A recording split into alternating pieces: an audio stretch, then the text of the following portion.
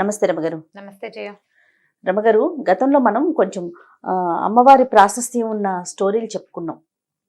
ఒక స్టోరీ అయితే నాకు అసలు అది ఎవర్ గ్రీన్ స్టోరీ, మనకి అమ్మవారి గాజుల స్టోరీ అండి. ఇప్పటికీ అది చూస్తే అబ్బా ఎంత బాగుందో అనిపిస్తుంది. ఇప్పటికీ ఆ కథ ఫలానా అయింది అని నాకు వస్తూనే ఉన్నాయి మెసేజ్లు. 2 ఏళ్ళు అయిపోయింది. ఎన్ని పుస్తకాలు వచ్చినాయో.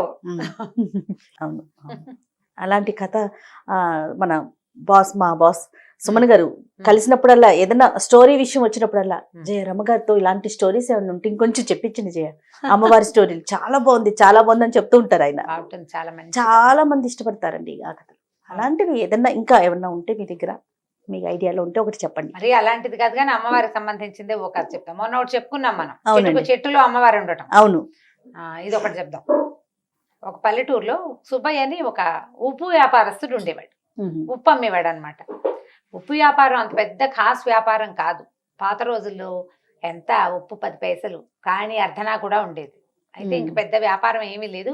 పొద్దున్నే పోయి అమ్ముకుని వచ్చి రాత్రికి ఆ మిగిలింది వచ్చింది దాంతో రోజు గడిచేది.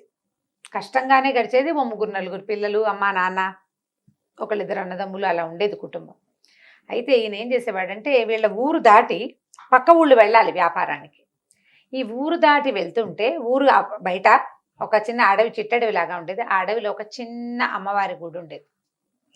అది పెద్ద గుడి ఖాస్గా కూడా కాదు, మన గ్రామ దేవతల గుళ్ళు ఉంటాయి కదా, కొద్దిగా పొట్టిగా ఉన్న గుడి. వంగి దండం పెట్టాలన్నమాట. కూర్చుంటే అక్కడ కూర్చోవచ్చు కూడా, కాస్త కొద్దిపాటి నీడ కూడా ఉంటుంది.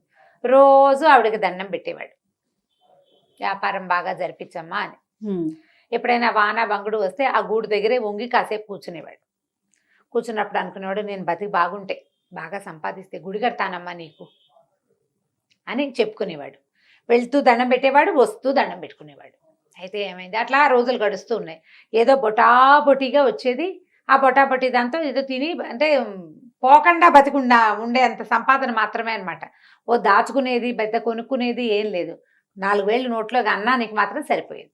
ఇలా జరుగుతుండగా ఒకసారి ఒక వర్షాకాలంలో, ఉప్పు సాధారణంగానే వర్షాకాలం కొంచెం నీరు గారిపోతుంది. అవును, సహజంగానే రాళ్ళ ఉప్పు మెతకమెతకగా అయిపోతుంది, తడితడిగా ఉంటుంది.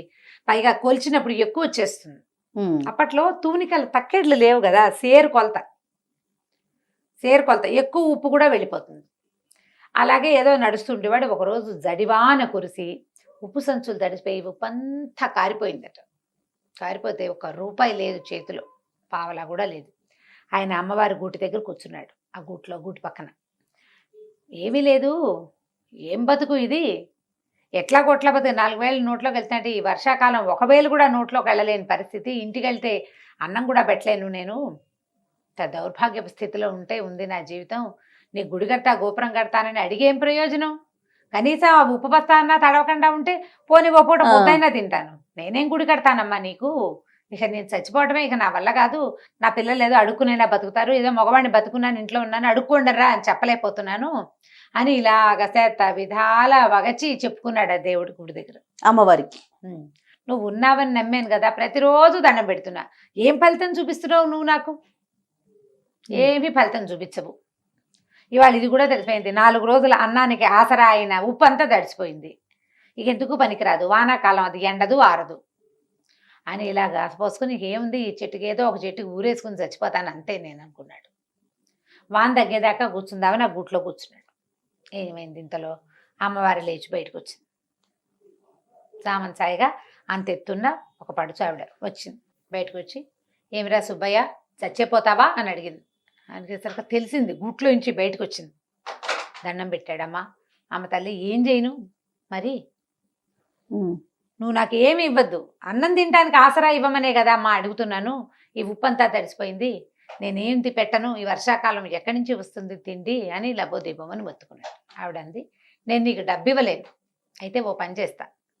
ఒక గంట ఇచ్చింది చిన్నది, టంగ్ ఇలా మోగిస్తే మోగుతుంది. జేగంట అంటాం కదా, ఆ జేగంట ఇచ్చి చేతులు పెట్టింది. దీన్ని మోగిచ్చు, రోజుకి 5 కాసులు వస్తాయి ఇందులోంచి, వాడుకో, బతుకు, బాగుపడు. ఈ రహస్యం ఎవరికైనా చెప్పావా ఇంకది పనిచేయదు, నీకే మోగుతుంది. నువ్వు కొడితేనే వస్తాయి డబ్బులు, ఇంకెవ్వరు కొట్టినా రావు. ఇది ఎవరికి చెప్పకూడదు. దండం పెట్టుకున్నాడు. మా అమ్మ మా తల్లి నన్ను కరుణించావా అన్నాడు. సరే ఆవిడ కాస్త లోపలికి వెళ్ళిపోయింది గూట్లోకి. వెళ్ళి కూర్చుంది. అక్కడ ఏముంది, ఇంత చిన్న రాయి రూపంలో ఉంది. పోయా రాతిలో కూర్చుంది. ఆవిడ కనపడకుండా అయిపోయింది. ఈయన ఏం చేశాడు, ఆ గంటని మోగిచ్చాడు. జల్లుమని అందులోంచి 5 రూపాయి కాసులు బయటపడ్డాయి. మేము గెలిచాను దేవుడు అనుకుని ఆ గంట జేబులో పెట్టుకున్నాడు. డబ్బులు పుచ్చుకొని ఇంటికి వెళ్ళిపోయాడు. ఓ 2 కాసులు 2 రూపాయలు 3 రూపాయలు పెడితే శుభ్రంగా అన్నము ఇల్లు వాకిలి శుభ్రంగా గడిచిపోయేది. 2 రూపాయలు పక్కన పెట్టుకునేవాడు. క్రమంగా రోజు గంట కొట్టడం 5 రూపాయలు రావటం, గంట కొట్టడం 5 రూపాయలు రావటం. దీంతో వ్యాపారం వేరే కొత్తది పెట్టుకున్నాడు. ఉప్పు కొట్టు పెట్టుకున్నాడు. మెల్లిగా పెరగటం మొదలుపెట్టాడు. డబ్బులు చేరుతున్నాయి కదా. ఈ చేరుతున్న డబ్బులతో ఏం చేశాడంటే అమ్మవారి గుడి కడతానని మొట్టమొదటి చెప్పుకున్నాడు కాదు. సరే ఒక చిన్న దేవాలయం కట్టించాడు. క్రమంగా పెంచుదామనుకున్నాడు. ఊళ్ళో అందరూ ఆశ్చర్యపోయారు. ఇతను ఉప్పు వ్యాపారంతో ఇతనికి వచ్చింది, కానీ సడన్గా ఇప్పుడు లక్షలు వచ్చి పడిపోయాయి అనుకో, అమ్మో ఏదో వీడి బ్రహ్మాండం బదలైందిరా అని భావిస్తారు జనం, ఎక్కడి నుంచో పడిందని. 5 రూపాయలు రోజు వచ్చేవాడికి ఎవరికి తెలుస్తుంది? నిశ్శబ్దంగా చాపకింద నీరులాగా డబ్బు అతని జీవితంలోకి ప్రవేశించేసింది. కొన్నాళ్ళు గడిచింది, చాన్నాళ్ళు. రోజు పొద్దున పూజ చేసేవాడు, గంట వాయించేవాడు, 5 రూపాయలకు పడేవి ఆయన దాచుకునేవాడు. వాడుకోగా కొంతమందికి కొట్లు పెద్దవి చేశాడు, పని వాళ్ళని పెంచాడు, అందరికీ అన్నీ వచ్చినాయి. గుడి కూడా కట్టేశాడు, చాలా మటుకు కట్టాడు. కొన్నాళ్ళ తర్వాత ఏమైందంటే ఇల్లంతా రెనోవేట్ చేయించుకున్నారు బాగా. ఈ రెనోవేషన్లో భాగంగా వాళ్ళ ఆవిడ దగ్గరుండి సున్నాలు వేస్తూ పూజా మందిరం చక్కగా బాగు చేయించి, పెద్దగా చెక్కలు బాగా డిజైన్ లాగా చేయించి, ఈ పాత గంట ఇది ఎందుకని తీసుకెళ్ళి పాత సామాన్లు వాడికి ఇచ్చేసింది. అయ్యో. ఈయన ఆ రోజు ఊరెళ్ళాడు. పొద్దున్నే ఊరెళ్ళిపోయాడు. అర్ధరాత్రి ఎప్పుడో తిరిగి వచ్చాడు. మర్నాడు పొద్దున్న దేవుడి దగ్గర చూస్తే గంట లేదు. ఇప్పుడు ఏం చేయాలి గంట? నేను అడిగాడు భార్యని, ఏమే గంట అయితే ఇక్కడ ఉండాలంటే ఆ పాత పడిపోయింది, కిలుం పట్టేసింది పిచ్చి గంట, పైగా మోగిచ్చినా కూడా అదో రకం ఓటి మోత వస్తుంది, అందుకని పాత సామాన్లు వాడికి ఇచ్చేసాను. నేను లబోదిబానుడు స్నిదుంపది కదా, అచ్చొచ్చిన గంటే అమ్మవారి ఇచ్చిన గంట అనలా, ఉంది అచ్చొచ్చిన గంట మా ముత్తాతల నాటిది, అది టింగుమని మోగినా టంగుమని మోగినా నాకు అదే కావాలి, ఎవరికి ఇచ్చావో చెప్పన్నాడు. ఎవరికి ఇచ్చావంటే వీళ్ళకి 3 సందుల అవతల కనకయ్య అని ఒక పాత సామాన్లు కొనేవాడు ఒకడు ఉన్నాడు. వాడికి అమ్మేసింది. వాడికి ఇంట్లో అవి ఇవి సామాన్లు పాత అమ్మేస్తూ ఈ గంట కూడా ఇతడి వస్తువులాగా, ఇత్తడి కంచు గంటలు కదా ఆ రోజుల్లో ఉండేవి, ఇప్పుడు కూడా కంచు గంట అయితేనే మోగుతుంది. కంచు సామాన్లు, ఇత్తడి సామాన్లు, పాత సామాన్లు, చిల్లులు పడ్డవి, కిలిం పట్టినవి, తర్వాత ఇనప రేకులు, ఇంట్లో ఏవో ఉంటాయి రకరకాలు, అలాంటివి ఇచ్చేసింది. ఇది కూడా అతనికే ఇచ్చింది. పరిగెత్తుకుంటూ ఆ కనకయ్య వాళ్ళ ఇంటికి వెళ్ళాడు. కనకయ్య మా ఆవిడ ఇచ్చిన సామాన్లలో ఒక గంట ఉంది కదా, ఆ గంట ఇచ్చేది నాకు అన్నాడు. వీడికి ఆ కనకయ్యకి ఏం డౌట్ వచ్చింది, ఈయన పెద్ద మూతుబరి, గత 10 ఏళ్ళుగా బాగా సంపాదించాడు, అమ్మవారి గుడి కట్టాడు, ఆయనకి సంపాదన ఉంది, బళ్ళు గిళ్ళు ఉన్నాయి, పిల్లలు శుభ్రంగా చదువుకుంటున్నారు, పాత వస్తువు కోసం ఎందుకు వచ్చాడు, ఏదో ఉందన్నమాట. అందుకని ఏమనుకున్నాడు, అది ఎదురుగుండానే ఉంది, ఎక్కడో పడేశాను అన్నాడు. కరగబెట్టే సామాన్లలో పడేశానో దాచిపెట్టే సామాన్లలో పడేశానో గుర్తులేదు. అంటే ఇతను ఏమన్నాడు, బాబు ఆ గంట ఇచ్చేసాయి అని అడిగేసరికల్లా నేను డబ్బులు కొన్నాను మీ ఆవిడ దగ్గర, నేను డబ్బులు ఇచ్చి కొన్నాను, నువ్వేమిస్తావు చెప్పు నీ గంటకన్నాడు. అనేసరికల్లా ఇతను అన్నాడు, అదేమిటి నువ్వు గంటకి ఎంత ఇచ్చావు అంత ఇస్తాను తీసుకోమన్నాడు. ఒప్పుకోలే, ఏదో ఉంది ఆ గంటలో విశేషం, అదేమిటో చెప్పు ముందు నాకు అన్నాడు. అనేసరికల్లా ఇతను అన్నాడు, కాదయ్యా ఆ గంటలో ఒక ప్రత్యేకమైన అర ఉంది, కొంత డబ్బులు దాచిపెట్టుకున్నాను, అందులో ఒక మహిమ గల గంట అది చెప్పాడు. అమ్మవారి సంగతి చెప్పలా, అమ్మవారి సంగతి చెప్పలా, నేను డబ్బులు దాచిపెట్టుకున్నాను, మహిమగల గంట వస్తువు ఎప్పుడైనా అత్యవసరానికి తీసుకోవడానికి దాచుకున్నా, నాది నాకు ఇచ్చేయమన్నాడు. ఇంకా నయం గంటలో డబ్బులు పెడతారా ఎవరైనా అన్నాడు కనకయ్య. గంట అంటే ఏముంటుంది, ఇట్లా ఇలా ఉంటుంది, పైన పీడు ఉంటుంది, లోపల వేళ్లాడే ఒక లోలకం లాంటిది ఉంటుంది, ఇలా అంటే మోగుతుంది. అందులో రహస్య పర్లు ఎలా ఉంటాయి చెప్పు, పైగా నేను తెచ్చేటప్పుడు చూసి అందులో ఏం లేదు, నువ్వు అబద్ధం చెప్తున్నావు అన్నాడు. కాదు నిజమే చెప్తున్నాను, నా మాట అబద్ధం అని తెలితే 1000 వరహాలు ఇస్తాను, నేను ఆ గంటలో ఇచ్చి డబ్బులు తీయలేకపోతే 1000 వరహాలు ఇస్తా, నువ్వేమి ఇస్తావో చెప్పన్నాడు ఈయన సుబ్బయ్య గారు. ఈతను ఏమన్నాడు, నేను 1000 వరహాలు ఇస్తా, ఆ గంటలో ఏం లేదన్నాడు. రేపొద్దున చూపిస్తానన్నాడు. సరే ఈయన ఏమనుకున్నాడు, సరేలే వాడేం చేయలేడు దాన్ని, ఈయన ఇంటికి వెళ్ళిపోయాడు. మర్నాడు పొద్దున జనాలందరినీ పిలుచుకుని ఆయన వచ్చాడనమాట. ఈ లోపల ఈ రాత్రి కనకయ్య సాయంకాలం నుంచి మొదలుపెట్టి వాళ్ళ తమ్ముడిని పిలిచాడు, బావమరిదని పిలిచాడు, ఆ గంటను తిరిగేశారు, మరగేశారు, నేలకేసి కొట్టారు, విసిరారు, ఎక్కడి నుంచి ఏమీ బయటికి రాలే. దాంట్లో ఒక అర ఉండేందుకు ఏ అవకాశము లేదు.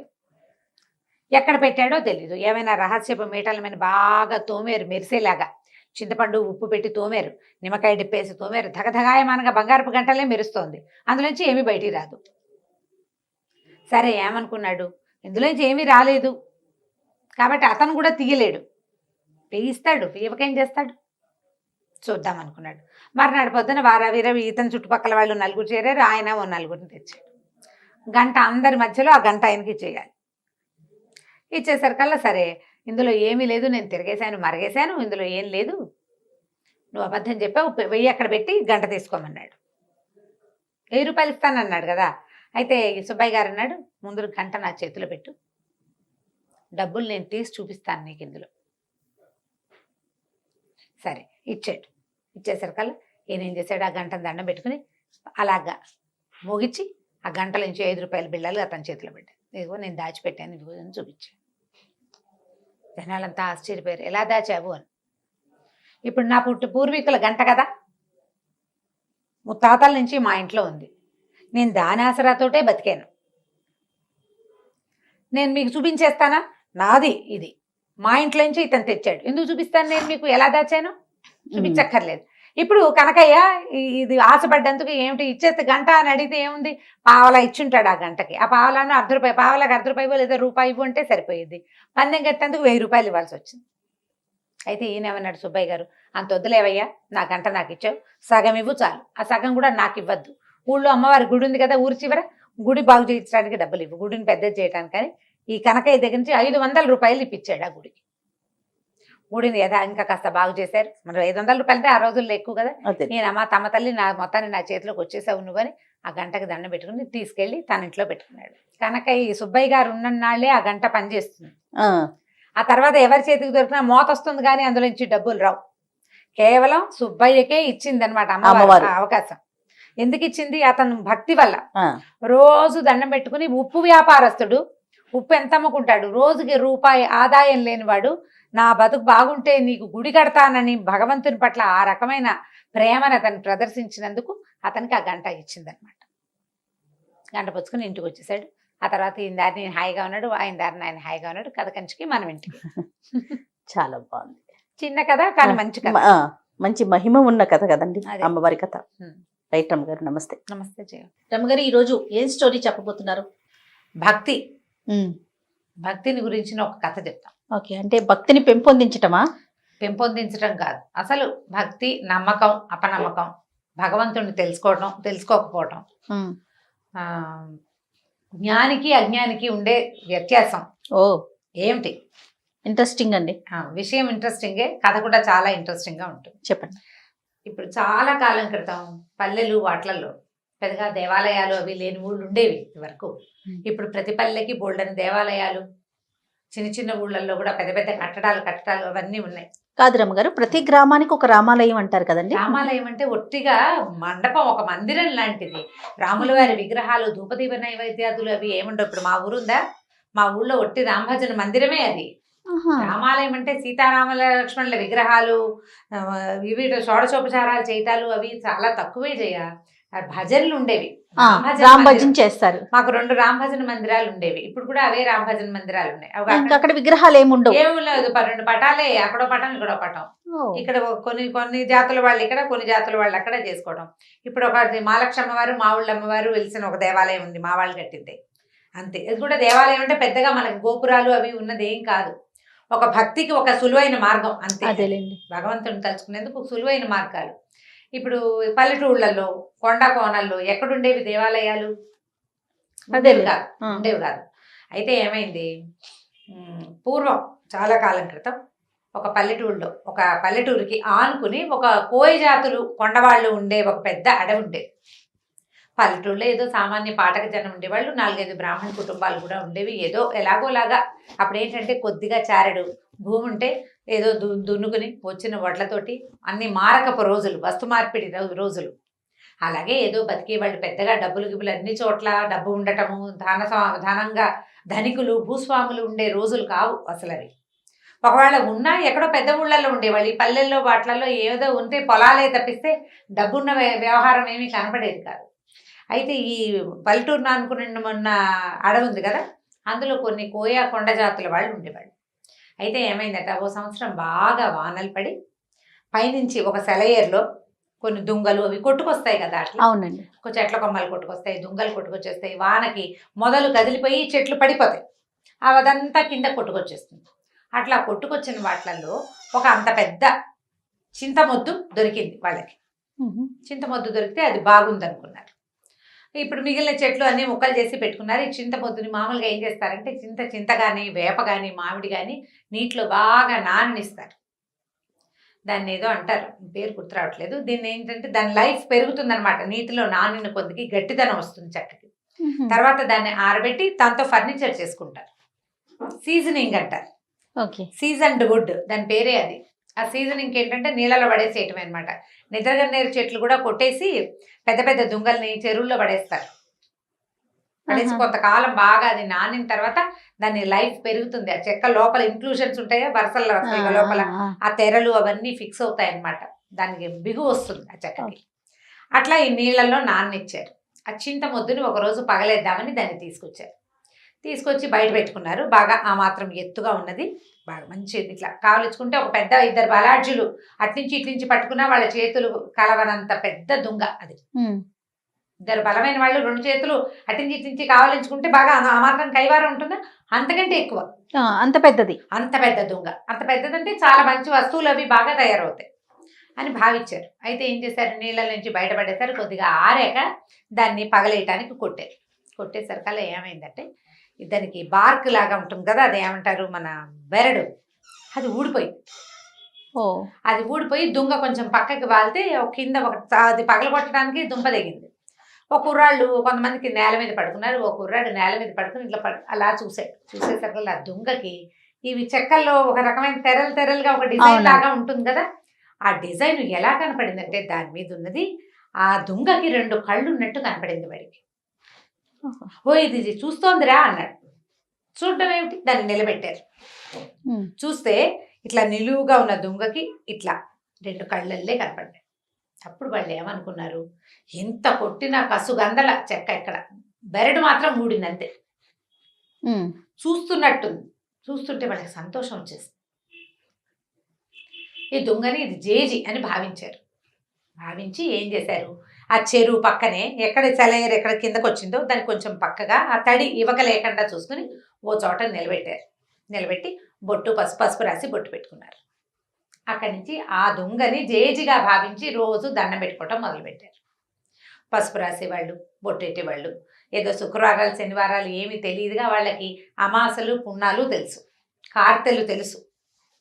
ఆ ప్రకారంగా అప్పుడు ఆ కార్తెలు అమ్మవారికి చేయవలసిన కొలుపులు ఈ దొంగ జేజికే చేసుకునేవాళ్ళు వాళ్ళు. అయితే ఒకనాడు ఈ పక్కన పల్లెటూళ్ళలో బ్రాహ్మణ కుటుంబాలు ఉన్నాయి కదా, ఈ పల్లె నుంచి ఒక ఆయన అటు దారేపోతూ చూసి ఇట్లా నిలబడి ఉన్న అమ్మవారిలో ఒక శక్తి ఆయన ఆకర్షించింది. ఆ నేత్రాలు కూడా చూస్తున్నట్టుగా కనపడ్డాయి. వీళ్ళు పైగా చక్కగా పసుపు రాసి బొట్టు అది పెట్టేసరికి పైన బొట్టు కింద నేత్రాలతోటి చాలా ఆకర్షణీయంగా కనపడింది. ఆయన ఏమనుకున్నాడంటే ఏదో శక్తి వెలిసింది ఇక్కడని రోజు దీపం పెట్టేవాడు. ఏం పెద్ద విశేషం ఏం లేదు, వచ్చి దీపారాధన చేసేవాడు. ఏదో పండో ఫలమో పంచదారో పట్టుకొచ్చి పెట్టేవాడు. ఈ పల్లె వాళ్ళు ఉన్నారుగా కొండవాళ్ళు, వాళ్ళు కూడా ఏదో పెట్టేవాళ్ళు తెచ్చి. అక్కడి నుంచి కొలుపులు అంటే వాళ్ళు ఏవో బలేసేవాళ్ళు, ఆ బలులు వేస్తుండేవారు. ఏం చేశారు, క్రమంగా 4 నిట్టాళ్ళు పాతి చుట్టూతా ఒక దడిలాగా కట్టారు. వానకి అది తడిసిపోకుండా, ఎండ క్రమంగా దుంగ కదా పాడవుతుందని భావించి ఓ చిన్న తాటాకు పందిరి, దాని కింద ఈ జేజి. సంవత్సరాలు గడిచినాయి. ఈ కొండవాళ్ళు కోయవాళ్ళు అంటే అయ్యోరు రోజు పూజ చేస్తాడు కదా, అందుకని ఏం చేసేవాళ్ళు, ఈ అడవిలో పండిన వెదురు బియ్యము, పప్పు, ఉప్పు, బెల్లం వాళ్ళు మారకల్లో తెచ్చుకునేవాళ్ళు. అయ్యవారికి కూడా ఏదైనా ఇవ్వాలని భావించేవాళ్ళు.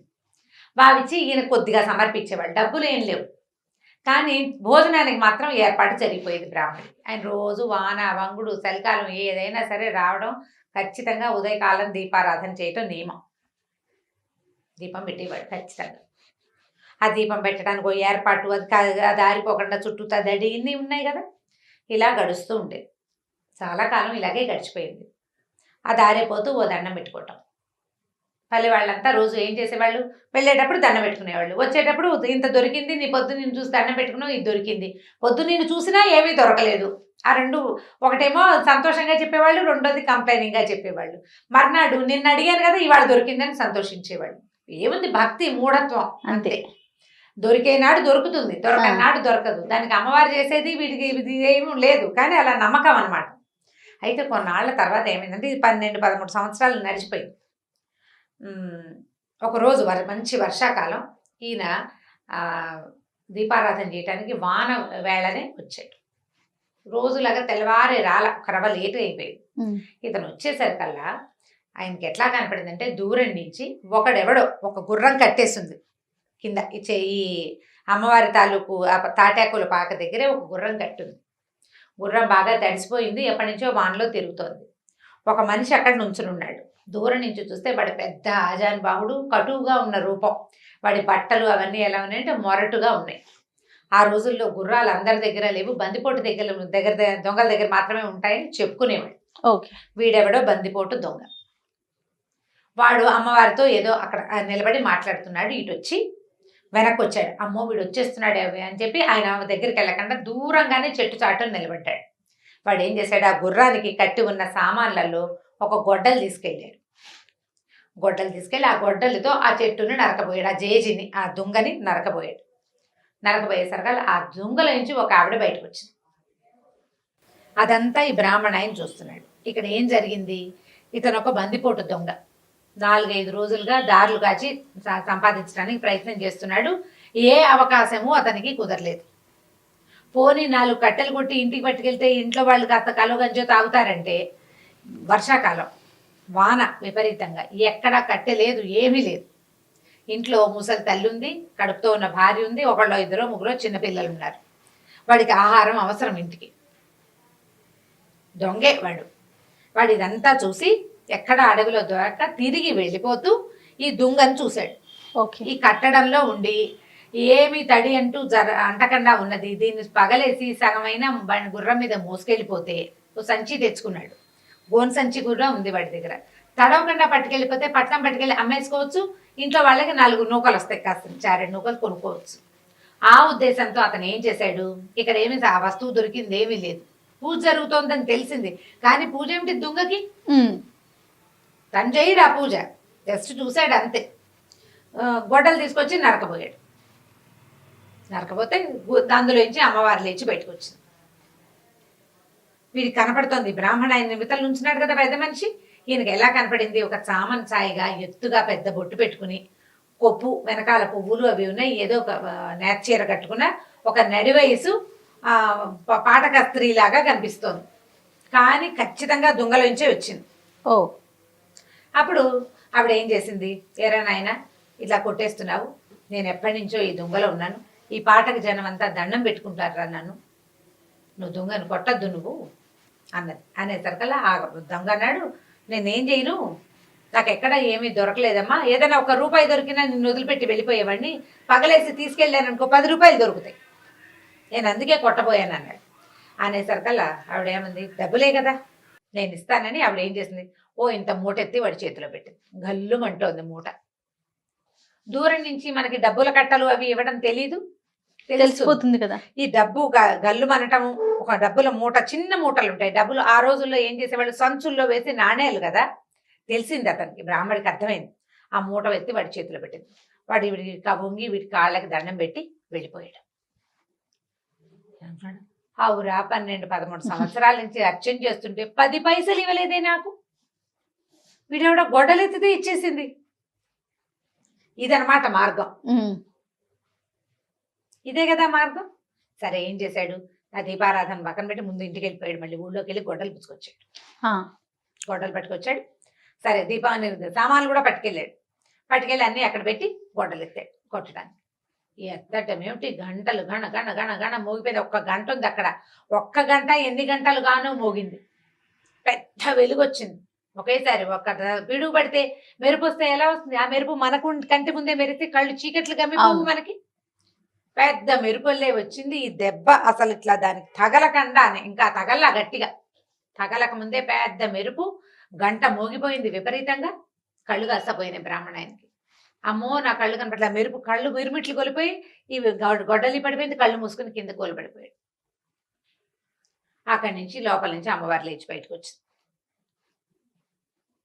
వచ్చేసరికల్లా ఏం బ్రాహ్మణైన అదేమిటమ్మా నన్ను నన్ను గుడివాడిని చేసేసావు నువ్వు, ఇందాకటి వాడు కొట్టినప్పుడు వాడికి కొడుతుంటే వాడికి డబ్బిచ్చావే, ఇన్నేళ్ల నుంచి నిన్ను సేవిస్తున్నాను, నాకు ఒక్క రూపాయి ఇవ్వల, పైగా కొడితే డబ్బిస్తావని నిన్ను కొట్టబోయాను నేను, వాడికి డబ్బిచ్చి నా కళ్ళు పోగొడతావా నువ్వు, నీకు భక్తుడిని కదా, 12-13 ఏళ్ళ నుంచి నిన్ను సేవిస్తున్నాను ఇన్ని సంవత్సరాలుగా అనేసరికల్లా ఆవిడేమందంటే, నిజం, నువ్వు నా భక్తుడివి, వాడు నా భక్తుడు కాదు, వాడికి నేను ఉన్నట్టే తెలీదు, నన్ను అమ్మవారిగా భావించి కొట్టలే, వాడు దుంగగా భావించి కొట్టాడు, వాడు అజ్ఞాని, ఇందులో దేవుడు లేడని వాడు అనుకున్నాడు, నీకు తెలుసు నేను ఇందులో ఉన్నానని,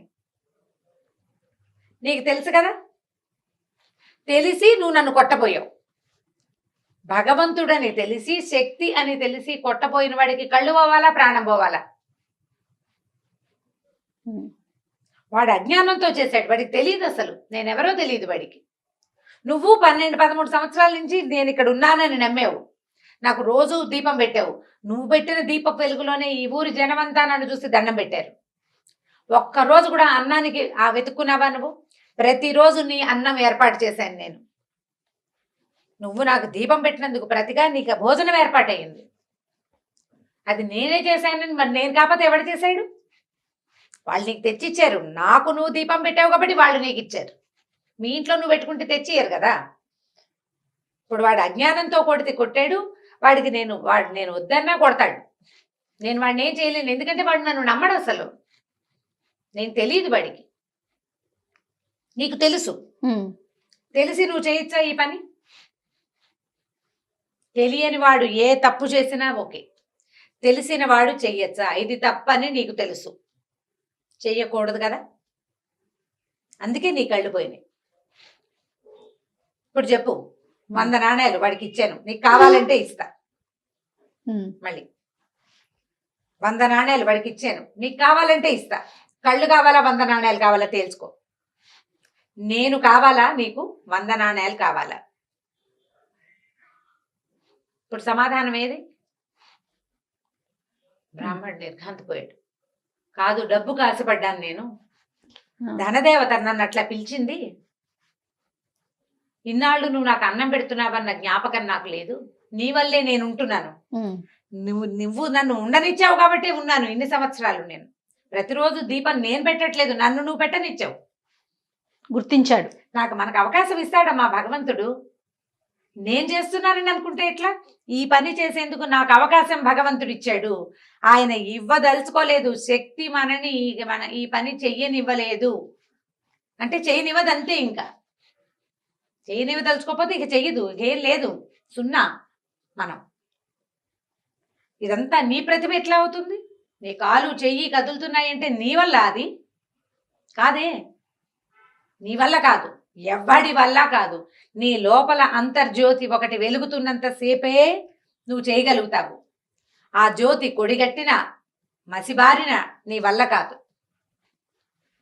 దాన్ని అలా వెలిగించి ఉంచేదే భగవత్ శక్తి, అది ఒప్పుకుంటేనే నీ కాళ్ళు చేతులు అన్ని సమస్తము వదులుతాయి, నువ్వు చేస్తావు క్రియ, ఏదో విజయం సాధిస్తావు,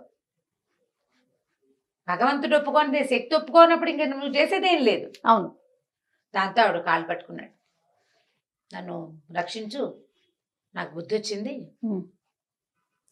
నేను జ్ఞానిగా ఉన్న అజ్ఞానిని భగవంతుడు ఉన్నాడని తెలిసినా తెలుసుకోలేని అజ్ఞానిని నేను, నన్ను కరుణించమంటే ఆవిడకి కళ్ళు వచ్చేసినాయి బ్రాహ్మడికి, కానీ ఆ అమ్మవారు అతనికి కనపడలా, బతిమలాడుకున్నాడు, కనిపించమని, నాకు ఒక్కసారి కనపడు, దూరం నుంచి చూశాను నిన్ను దగ్గర నుంచి చూసే అవకాశం నాకు ఇవ్వు, ససేమిరకు అనలేదు, జీవితంలో అతను ఆ శక్తిని చూడలేడు, ఇప్పుడు అసలు అమ్మవారు ఒక శక్తిని ఈ చెక్కలో ఉందని వాళ్ళు పూజిస్తున్నారని తెలియని అజ్ఞాని, ఒక దారులు కాచే దొంగవాడికి సాధారణంగా మనిషి రూపంలో ప్రత్యక్షమై వాడితో మాట్లాడి వాడిని నెమ్మదిపరిచి వాడికి కావాల్సిన డబ్బులు ఇచ్చి ఈ పని చేయబోక అని చెప్పి పంపించేసింది, ఇన్ని సంవత్సరాలుగా పూజ చేస్తున్న వాడికి ఎప్పటికీ వాడికి అవకాశం కనిపించదు, ఆ మనిషికి అవకాశం లేదు, ఆ బ్రాహ్మడికి ఆ అవకాశం ఇవ్వకుండానే అమ్మవారు లోపలికి వెళ్ళిపోయి, ఆ తర్వాత ఎప్పుడూ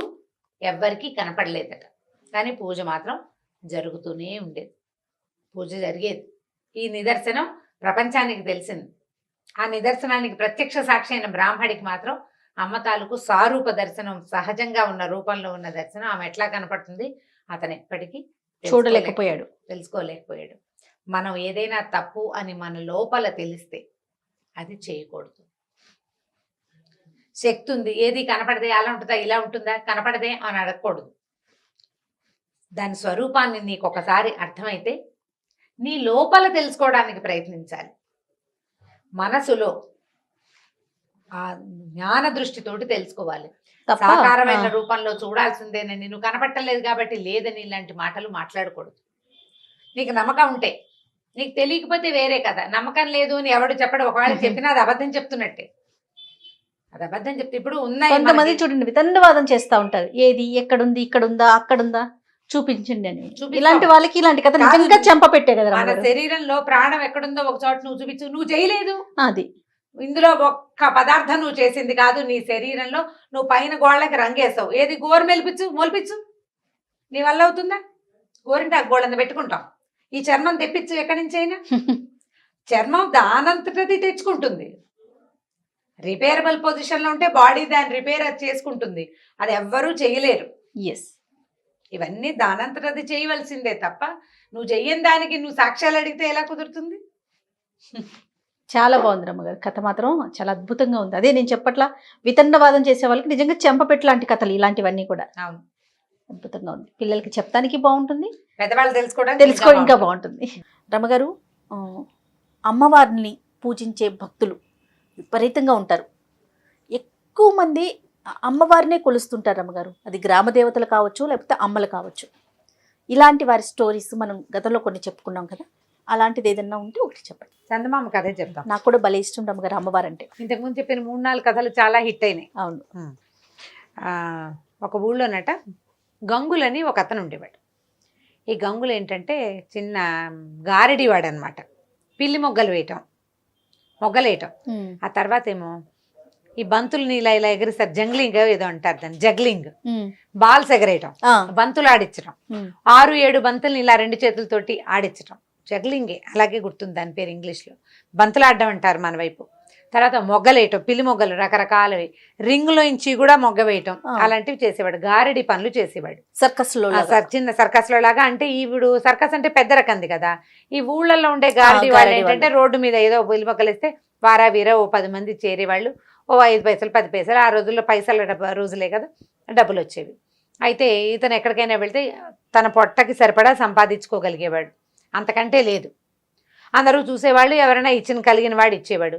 లేదా ఊర్లో ఇంచి పోతుంటే ఏ మున్సబ్ గారో ఎవరైనా ఏరా ఏమిట్రా ఖాళీగా ఉన్నామంటే 2 మొగ్గలేసి 4 బంతులు ఆడిచి, లేదా జాంపళ్ళు ఏమైనా కనిపిస్తే 4-5 పళ్ళని ఎగరేసి వాళ్ళకి కాస్త సరదా పుట్టిస్తే ఆ పూట అన్నం పెట్టేవాళ్ళు. ఏదో ఒడ్లు పోయిండ్రా వీడికి గంగులకి కాసిన మినువులు ఇవ్వండిరా అంటే ఆ 4 వస్తువులు తెచ్చుకునేవాడు.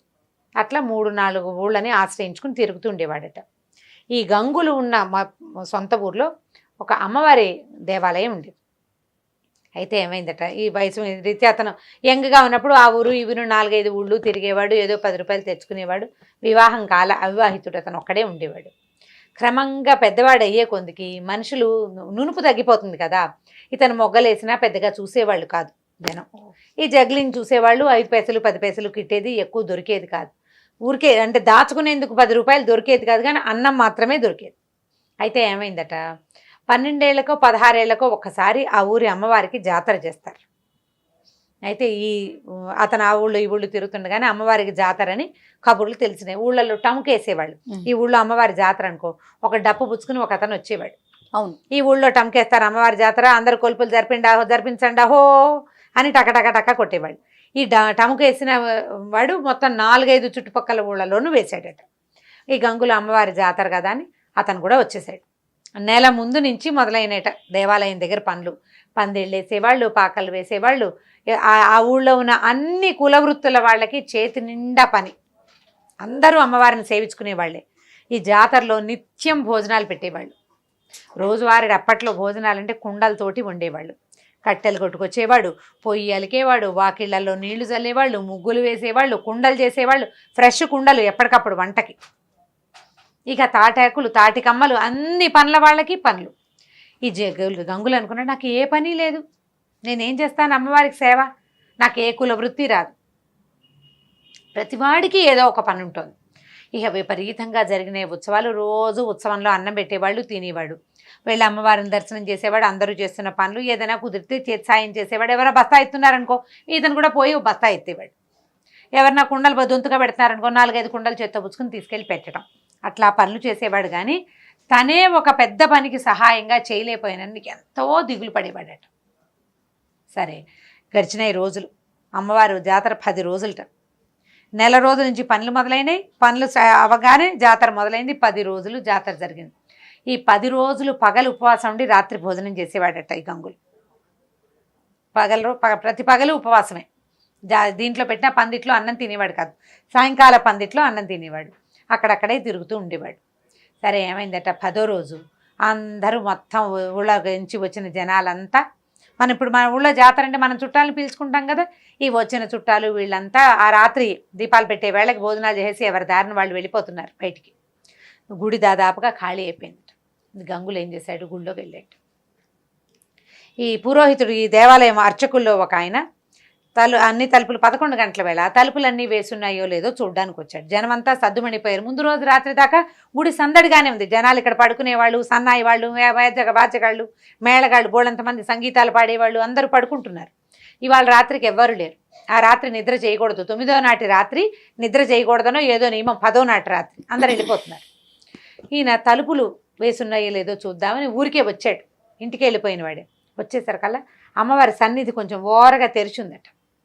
తెరిచిందేసరికల్లా ఈయన ఎవరో తలుపు తీశారని లోపలికి చూస్తే లోపల అమ్మవారి సన్నిధిలో ఈ గంగులు పిల్లి మొగ్గలేస్తున్నాడు. బంతులు కత్తులు పక్కన పెట్టున్నాయి.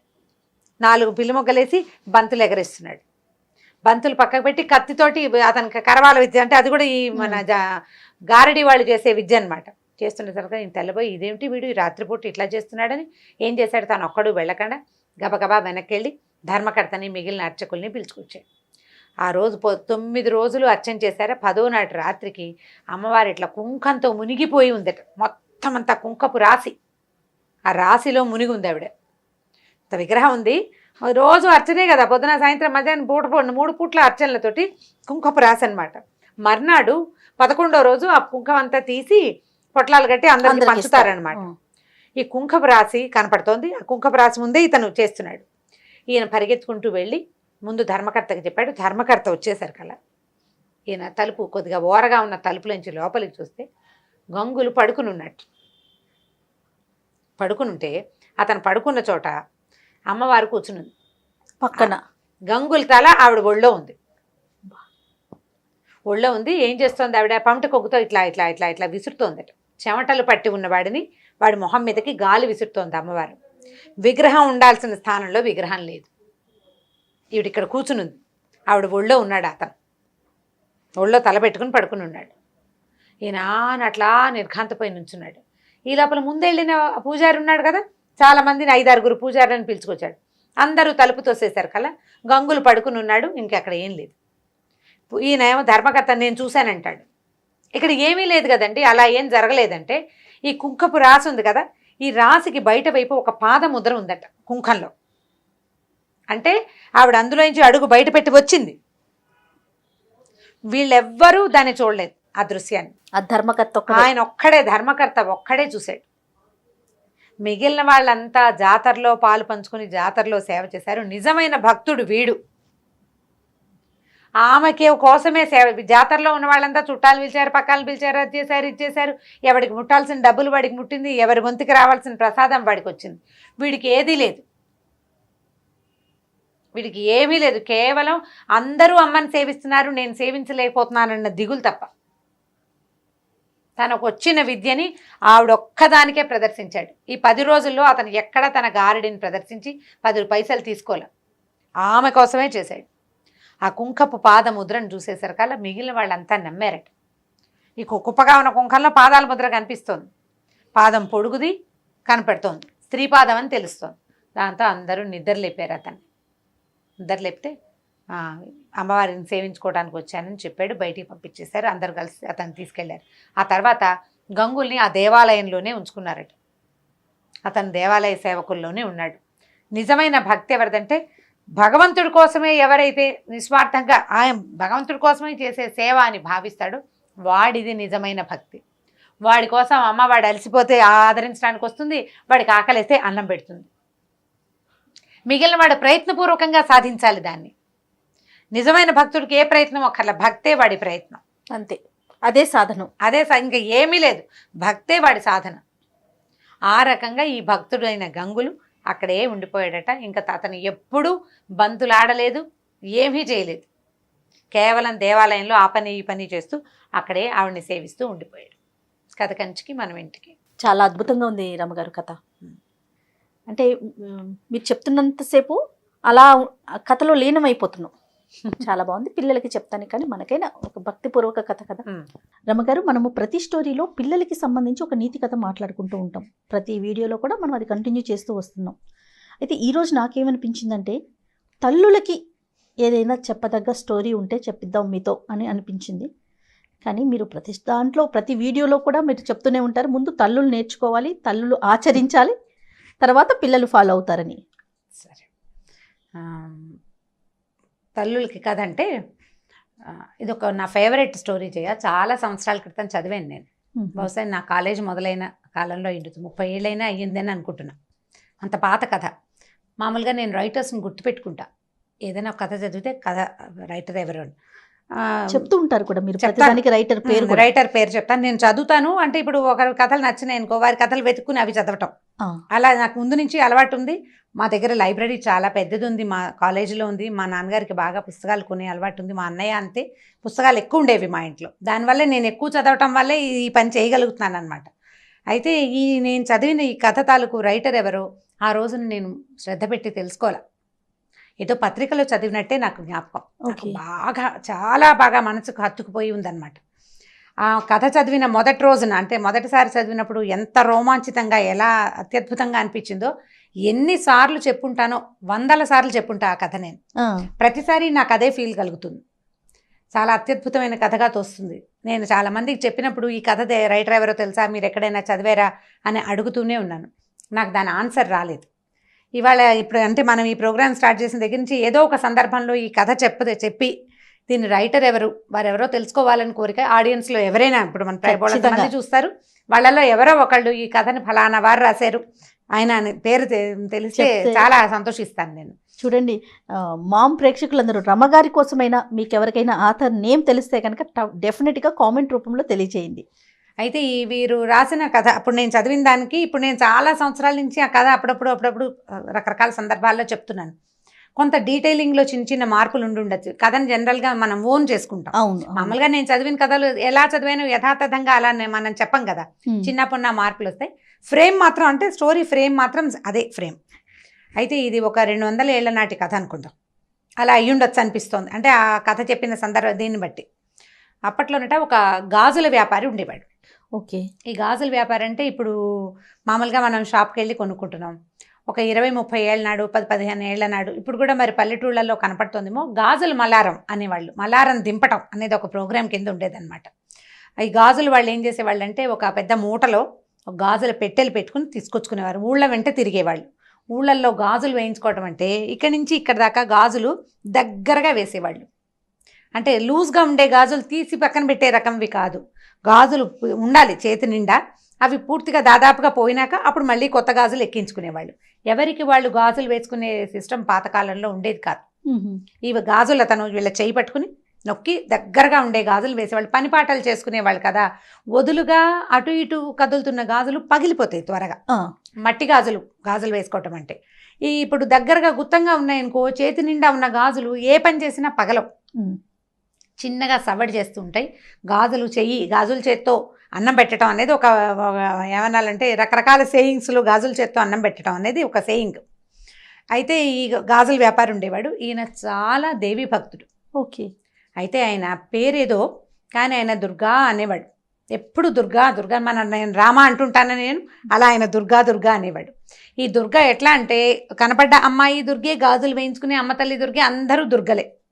అతను అలా దుర్గా అని ఎప్పుడు దుర్గని తలుచుకుంటుందంటే ఆయన దుర్గాదాస్ అనేవాళ్ళట. అయితే ఈ దుర్గాదాసు ఊళ్ళ వెంట తిరుగుతుండేవారు, గాజులు వేసేవాడు. అయితే ఒకసారట ఆయన ఒక ఊరు నుంచి రెండో ఊరికి వెళ్ళాలంటే అప్పుడు నడకదారులే కదా, అప్పుడు ఇలా ట్రాన్స్పోర్టేషన్ అవి ఉన్నవి కాదు. ఈ నడక దారిలో ఆయన వస్తూ ఉంటే ఒక చెరువు పక్క నుంచి వెళ్తున్నాడు. ఆ చెరువు గట్టున ఒక అమ్మాయి కనపడింది ఆయనకి. అమ్మాయి మరి చిన్నపిల్ల కాదు, ఒక 25-30 సంవత్సరాల లోపల వయసు ఉంటుంది. అందంగా చక్కగా బాగుంది. ముక్కుకి ఒక ముక్కు పుడక, రెండో ముక్కుకి బేసరి. పాత రోజుల్లో అలా ఉండేవి కదా, 2 ముక్కు పుడకలు ఉండేవి. అక్కడి నుంచి సర్వాలంకారాలతోటి అమ్మాయి చక్కగా ముత్తైదు పెళ్ళైన అమ్మాయి కనపడింది. కనపడి పిలిచి గాజులేస్తావా అని అడిగింది. అయితే ఇంత నిర్జనంగా ఉంది ఈ అమ్మాయి ఇక్కడ ఎందుకుందంటే ఆ అమ్మాయి చేతిలో బిందు ఉంది, మంచినీళ్ళకి వచ్చిందని అనుకున్నాడు. ఓకే, నేను ఆ ఊరు వెళ్తున్నాను, నువ్వు ఆ ఊరు వెళ్ళిపోతున్నావు, నేను ఇంటికి వెళ్తాను, నువ్వు నాకు గాజులు వెయ్యి అని చెప్పి చెయ్యి అందించింది. అందించేసరికల్లా ఈయన ఏం చేశాడు, సరే ఒక చెట్టు కింద దింపాడు మల్లారం. పెద్దవాడు ఒక 50 ఏళ్ళు ఉండుంటాయి బహుశా. అమ్మాయి చెయ్యి అందిస్తే ఎర్రవి బాగున్నాయి, ఆకుపచ్చవి బాగున్నాయి, పసుపచ్చవి బాగున్నాయి అంటే 3 రంగుల గాజులు చేతుల నిండా వేశాడు. పిల్లని చూస్తే కలిగిన అమ్మాయి లాగానే కనపడుతుంది. ఈ అమ్మాయి దగ్గర డబ్బులు ఉండవని అతను ఎందుకు ఊహిస్తాడు? గాజులు వేయించుకుని ఏదో తృణమో పణమో, అప్పుడు పెద్ద ఖరీదులు కాదు, కాసు, అరకాసు, పావల, 10 రూపాయలు బేడలు కాణీలు ఉండే రోజులు, అణాలు అర్ధనాళ్ళు ఉండేవి. అయితే ఇవి వేసిన తర్వాత ఈ అమ్మాయి ఏం చెప్పిందంటే, నువ్వు ఈ ఊరు వెళ్తున్నావు కదా, ఫలానా శివాలయం ఉందా, శివాలయం పక్కన కర్ణంగారి ఇల్లు ఉందా, ఆ పక్క సందులోంచి కొంచెం లోపలికి వెళ్తే ఒక ఎత్తరుగుల ఇల్లు ఉంది, ఆ ఇల్లు మాదే, మా నాన్నగారు ఉంటారు, ఈ గాజులకు డబ్బులు నువ్వు అక్కడ తీసుకో ఓకే అని చెప్పింది. చెప్పేసరికల్లా అదేమిటి నువ్వు డబ్బులు లేకుండా ఎందుకు వేయించుకున్నావని అదని అతను అనలా. ఎందుకంటే ఇది అతను పనే కానీ అది వ్యాపకంగా చేస్తున్నాడు కానీ వ్యాపారంగా చేయటం లేదు ఆయన. ఇలా స్త్రీ రూపంలో ఈ అమ్మాయిలకి గాజులు వేస్తూ అమ్మవారికి గాజులు వేసినంత సంతోషించేవాడు. అతనికి వచ్చిన కొంత సంపాదనే అతనికి చాలు, ఏదో ఇచ్చింది పుచ్చుకునేవాడు అంతే. సరే ఏమన్నాడు, ఈ అమ్మాయి బిందె పుచ్చుకుంది, ఇంకా నేను నీళ్ళు తెచ్చుకోవాలి, నువ్వు వెళ్ళిపోతున్నావు కదా, వెళ్ళి తీసుకోమంది. మా నాన్నగారి ఇంటికి వెళ్ళు, మా అత్తారిల్లు ఇది, మా నాన్నగారు ఊరు ఆ ఊరు, మా అత్తారు ఊరు ఈ ఊరు అని చెప్పింది. చెప్పేసరికల్లా మా నాన్నని అడిగి డబ్బులు తీసుకోమంటే ఈయన బ్యాగ్ అంతా సర్దుకున్నాడు. బయలుదేరుతుంటే ఓవేళ మా నాన్నగారు ఆయనకి నా మీద కోపంగా ఉంది, మా అత్తారి మీద కోపం వచ్చింది, మాకు అమ్మాయి లేదు నేను ఇవ్వనంటాడేమో, మా దేవుడి గదిలో కుంకుమభరణి ఉంది, దేవుడి మందసాన్లోనే కుంకుమభరణి ఉంది పాతది, అందులో కాసుంది, అది తీసి ఇవ్వమన్నానని చెప్పి. ఆయన కాదంటాడు, నువ్వు గట్టిగా పట్టుకో, నువ్వు గాజులు ఎన్నేసావు, డబ్బులు తీసుకోవాలి కదా, కాబట్టి ఆయన కాదన్నా సరే ఈ మాట చెప్పి డబ్బులు తీసుకో అని చెప్పింది. సరే అన్నాడు. ఆ అమ్మాయిని అక్కడ వదిలిపెట్టి ఈయన సంచి తన తట్టాబుట్ట సర్దుకుని ఆ ఊళ్ళోకి వెళ్ళాడు. శివాలయం వచ్చింది, దండం పెట్టుకున్నాడు, కర్ణంగారి ఇల్లు కనపడింది, పలకరించాడు, పక్క సందులోంచి లోపలికి వెళ్ళాడు. ఎత్తరుగుల ఇల్లు. అయితే ఇల్లు పెద్దదే కానీ బాగా పేదరికంలో ఉన్న ఇల్లే అది. అక్కడి నుంచి ఆ ఇంటి ఆయన్ని పిలిచాడు. బయట ఒక 5-6 వేద విద్యార్థులు ఎవరో కూర్చున్నారు, వేద పాఠం చదువుకుంటున్నారు. ఈ అమ్మాయి అన్ని కేకేశాడు, అయ్యా మీ అమ్మాయికి గాజులు వేసానండి చెరువు దగ్గర, డబ్బులు ఇప్పిస్తే వెళ్తానండి అన్నాడు. అమ్మాయా, ఎవరమ్మాయి, ఎవరింటికి వచ్చావు నువ్వు అని అడిగాడు. ఫలానా ఇల్లు ఇదే కదండి, ఆయన పేరు కూడా చెప్పింది. ఆ పేరు తమరదే కదా అంటే నాదేను. ఫలానా ఇల్లు ఇలాగని చెప్పింది, గుర్తులు, నేను వచ్చాను, మీరు ఇలాగే అంటారని అమ్మాయి చెప్పింది కూడా. డబ్బులు ఇప్పించండి బాబు, లక్షణమైన బిడ్డ, అంత పిల్లని కాదనుకుంటారా అన్నాడు. మీకు తగదాలుంటే సొంత పిల్లని కాదనుకుంటారా ఎవరైనా అనేసరికి ఈయనకు అర్థం కాదు. పిల్లని కాదనుకోవటం ఏమిటయ్యా, నాకు అసలు ఆడపిల్లలే లేరు, అమ్మాయిలు లేరు నాకు అన్నాడు. అనేసరికల్లా భలేవారు మీరు ఇట్లాంటి మాట అంటారు, ఇంత మాట అన్నారు, అమ్మాయి చెప్పింది, ఇంత మాట అంటారా, ఎంత కోపం వస్తే మాత్రం, ఆడపిల్లని కాదనుకుంటే ఎలాగండి, తీసుకొచ్చి డబ్బులు ఇవ్వండి అన్నాడు. మెల్లిగా జనం చేరటం మొదలుపెట్టారు. గాజులు వాడు రావటం ఏమిటి, వీళ్ళింటో డబ్బులు అడగటం ఏమిటి, ఈ వేద విద్యార్థులు చదువు మానేసి వాళ్ళు నోటు తెచ్చుకుని చూస్తున్నారు ఏమిటో జరుగుతోందని. పల్లెటూరు కదా, కాస్త గట్టిగా మాటలు దొరలేసరికి 4 ఏళ్ళ వాళ్ళు చేరతారు, ఒక్కొక్కళ్ళు వింటున్నారు ఏమిటో సంభాషణ జరుగుతుందని. ఈయన అవునంటాడు, కాదంటాడు, అతను అవునంటాడు. ఇక విసుగొచ్చి ఏమన్నాడంటే, అయ్యా అమ్మాయి చెప్పింది, మీ ఇంట్లో పూజా మందసంలో కుంకుమభరణ పాతది ఉందిట, ఆ తెరిచి చూడు, అందులో కాసు ఉంటుందని చెప్పింది అమ్మాయి, ఆ కాసైనా తెచ్చి నాకు ఇవ్వండి. నేను వద్ద పోనీలేమ్మా, ఆడపిల్లవి, నీకు గాజులేసాను, మీ నాన్నకి ఇష్టం లేకపోతే పోనీలేమన్నాను. కాదు గాజులకు నువ్వు డబ్బులు తీసుకోవాల్సిందేనని చెప్పింది, బంగారం లాంటి బిడ్డ, నువ్వేం తండ్రివయ్యా, పట్టుకురా ఆ కాసు తెచ్చివి నాకు, ఆ అమ్మాయి నన్ను తెచ్చుకోమంది అన్నాడు. ఈయన తెల్లబోయాడు, మా ఇంట్లో దేవతా మందిరంలో అసలు కుంకుమభరణి ఉండటం ఏమిటి, మా ఇంట్లో కుంకుమ భరణ లేదన్నాడు. ఆ భరణ ఏం లేదు మా మందసంలో. చెప్పింది చూడవయ్యా అనేసరికి సరే అందరూ అదేమిటి ఎందుకు చెప్తున్నాడు దుర్గాదాస్ ఈ ఊళ్ళలో తిరిగేవాడే చూడు అనేసి అన్నారు. చూడమన్నారు. దేవతా మండపంలోకి మందసం దగ్గరికి వెళ్ళాడు. అయితే వాళ్ళ అమ్మగారు ఆయన తల్లి, ఈయనే కొంచెం పెద్దవాడు, ఓ 50 ఏళ్ళ పైనున్న ఆయన. ఆవిడ కడు వృద్ధురాలు, ఇంట్లో ఉంది పెద్ద ఆవిడ. ఆవిడకి జ్ఞాపకం వచ్చింది లీలగా. ఒక పాత కుంకుమ భరిణ వాళ్ళ దేవతా మందసంలో ఒక పక్కన చిన్న మీట లాంటిది, అది నొక్కితే అక్కడ ఒక కుంకుమ భరణలు అవి పెట్టుకునే. ఎందుకంటే పాత రోజుల్లో బీరువాలు అవి ఉండేవి కాదు కదా. ఈ దేవతా మందిరాల్లో, తర్వాత ఏమో పందిరి మంచాల లోపల అట్లా చిన్నవి అల్మర్లు ఉండేవి వస్తువులు దాచుకోవడానికి. దొంగల భయాలు అవి ఉండేవి కదా. అయ్యా మన దగ్గర ఈ మీట నొక్కితే ఇది తెరవబడుతుంది అని చెప్పి తీరా తెరిస్తే కుంకుమ భరణ బయటకు వచ్చింది. ఆయన చాలా ఆశ్చర్యపోయాడు. ఈ అమ్మాయి ఎవరు, ఈ గాజులు వాడేమిటి, మన ఇంట్లో ఉన్న మందసం ఇన్ని సంవత్సరాలు వచ్చింది, ఇంత వయసు వస్తే ఇందులో ఇలాంటిది ఉందని నాకు తెలియకుండా ఎవరో పిల్లకి రోడ్డు మీద ఎక్కడో దారిలో కనపడ్డ పిల్లకి తెలియటం ఏమిటి, మా అమ్మకి తెలిసిన సంగతి. ఆయనకి లోపల నుంచి ఒక ఉద్వేగం వస్తుందన్నమాట, ఎట్లా ఇది బయటికి తెలిసింది అని. ఆయన ఏం చేశాడు, కుంకుమ భరణలో చేయి పెట్టాడు. కాసు తగిలింది. కాసు ఇట్లా తీసాడు బయటికి. ఇంకో కాసు కనపడుతోంది. ఇది ఎడం చేతిలో పెట్టుకున్నాడు. ఆ కనపడిన రెండో కాసుని తీస్తున్నాడు. తీస్తుంటే ఇంకో కాసు కనపడుతోంది కింద. ఆ చేతిలో పెట్టుకున్నాడు. మళ్ళీ తీసాడు. తీస్తూ ఉంటే ఒక్కో కాసు బయటికి వస్తూనే ఉంది. ఆయన ఈ పట్టుకున్నవాడు అట్లా కూలబడిపోయాడు. వాళ్ళ అమ్మ, భార్య, ఇంత పిల్లవాడు, మగపిల్లలు ఉన్నారు ఆయనకి, ఆడపిల్లలు లేరు. అప్పుడు వాళ్ళ అమ్మగారు ఏం చెప్పారంటే, ఇది చాలా పురాతనమైన పూజా మందిరంలో ఈ ఒక కాసు మనకు అమ్మవారు మా తాత, అంటే మా తాత అంటే నాయన వాళ్ళ ఆయన తల్లి తాలూకు తాత కాదు, తండ్రి తాలూకు తాతగారు అర్చించేవారట ఆ కుంకుమ భరణలో ఉన్న ఆ ప్రతిమని. తర్వాత కాలంలో అర్చన మానేశారు. అది అలా లోపల ఉండిపోయింది. ఈ కాసులు పట్టుకునేసరికల్లా ఈయనకి ఉద్వేగం తట్టుకోలేక దుఃఖం వస్తుంది. గబగబా కాసులు పుచ్చుకొని బయటకు వచ్చాడు. జనమంతా చేరిపోయారు కదా. అయ్యా నువ్వెవరిని చూసావో, ఆ అమ్మాయి ఎక్కడుందో నాకు చూపించవా అని అడిగాడు. అందరూ వెళ్ళారు. వెళ్తే చెరువు దగ్గరికి వెళ్ళారు. వెళ్ళాక ఇక్కడే చూశాను నేను అమ్మాయిని అంటాడు. చెరువు చుట్టుపక్కల ఏమీ లేవు, చెరువే ఉంది, పద్మాలతో నిండిన సరోవరం. మామూలు ఊళ్ళల్లో చెరువుల్లో కనపడతాయి.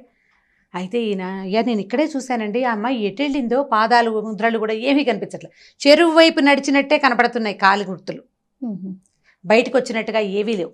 మామూలుగా బురద ఉంటుంది చెరువు ఒడ్డున, బురద ఉంటుందిగా, చెరువులోకి ఎలా వెళ్తారు ఎవరైనా, వెళ్ళి ఉండాలి కదా. అక్కడి నుంచి జనం అందరికీ అర్థమవుతుంది ఇక్కడ ఏదో ఒక మహత్తరమైన సంఘటన జరగబోతోందని.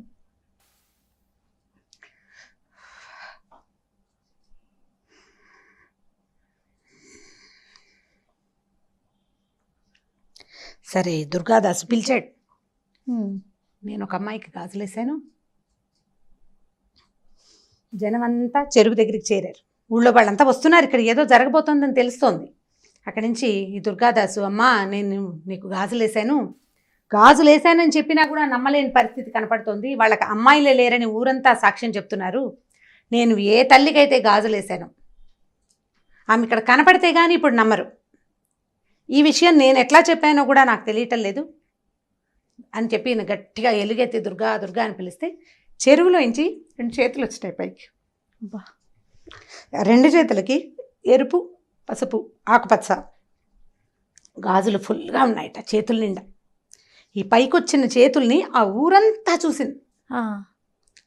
వాళ్ళు ఏమనుకున్నారంటే ఒక శక్తి ఒక బ్రాహ్మడి ఇంట్లో 100 సంవత్సరాల పైగా నిక్షిప్తం అయిపోయి లోపల ఉండిపోయిన శక్తి నన్ను పూజించే సమయం వచ్చింది అని బయటికి రావడానికి ఆమె చేసిన ప్రయత్నం ఏంటంటే ఒక గాజులు అతని పూర్వజన్మ పుణ్యం, అతను చేసుకున్న పుణ్యం అంటే ఈ కథలో ఉన్న శక్తి అలాంటిదన్నమాట. అంటే భగవంతుడు తనని తను ప్రకటితం చేసుకోవాలంటే ఎలాగైనా చేయొచ్చు, శక్తి అది. ఇప్పుడు దేవుడు అంటే మగవాడే కాదు కదా, మగవాడికి మూలం తల్లి. ఆమె తనకి తాను బయటికి రావాలని గనక ప్రకృతి భావిస్తే ఈ రకంగా ఎవరికైనా ప్రత్యక్షం కావచ్చు. దానికి ఋషీశ్వరులు మునీశ్వరులు వాళ్ళే కావక్కర్లేదు, యజ్ఞయాగాదులు చేయనవసరం లేదు. ఏమక్కర్ల. ఏ కుటుంబంలో అయితే ఆమె ఆనుచానంగా సంవత్సరాల తరబడి పూజలు అందుకుని తర్వాత కొంత గ్యాప్ తర్వాత మళ్ళీ వాళ్ళకి కనపడాలని అనుకుని దానికి ఈ గాజులతన్ని వ్యాజంగా చేసుకుంది. అతను ప్రత్యక్షంగా ఆమెను చూశాడు, చూశాడు పట్టుకుని గాజులు వేశాడు చేతికి. ఎందుకంటే ఆయన అందరి ప్రతి అమ్మాయిని ఆయన దుర్గగానే భావించేవాడు. అమ్మవారికే గాజులు వేస్తున్నంత భక్తి ప్రపత్తులతోటే గాజులు వేశాడు.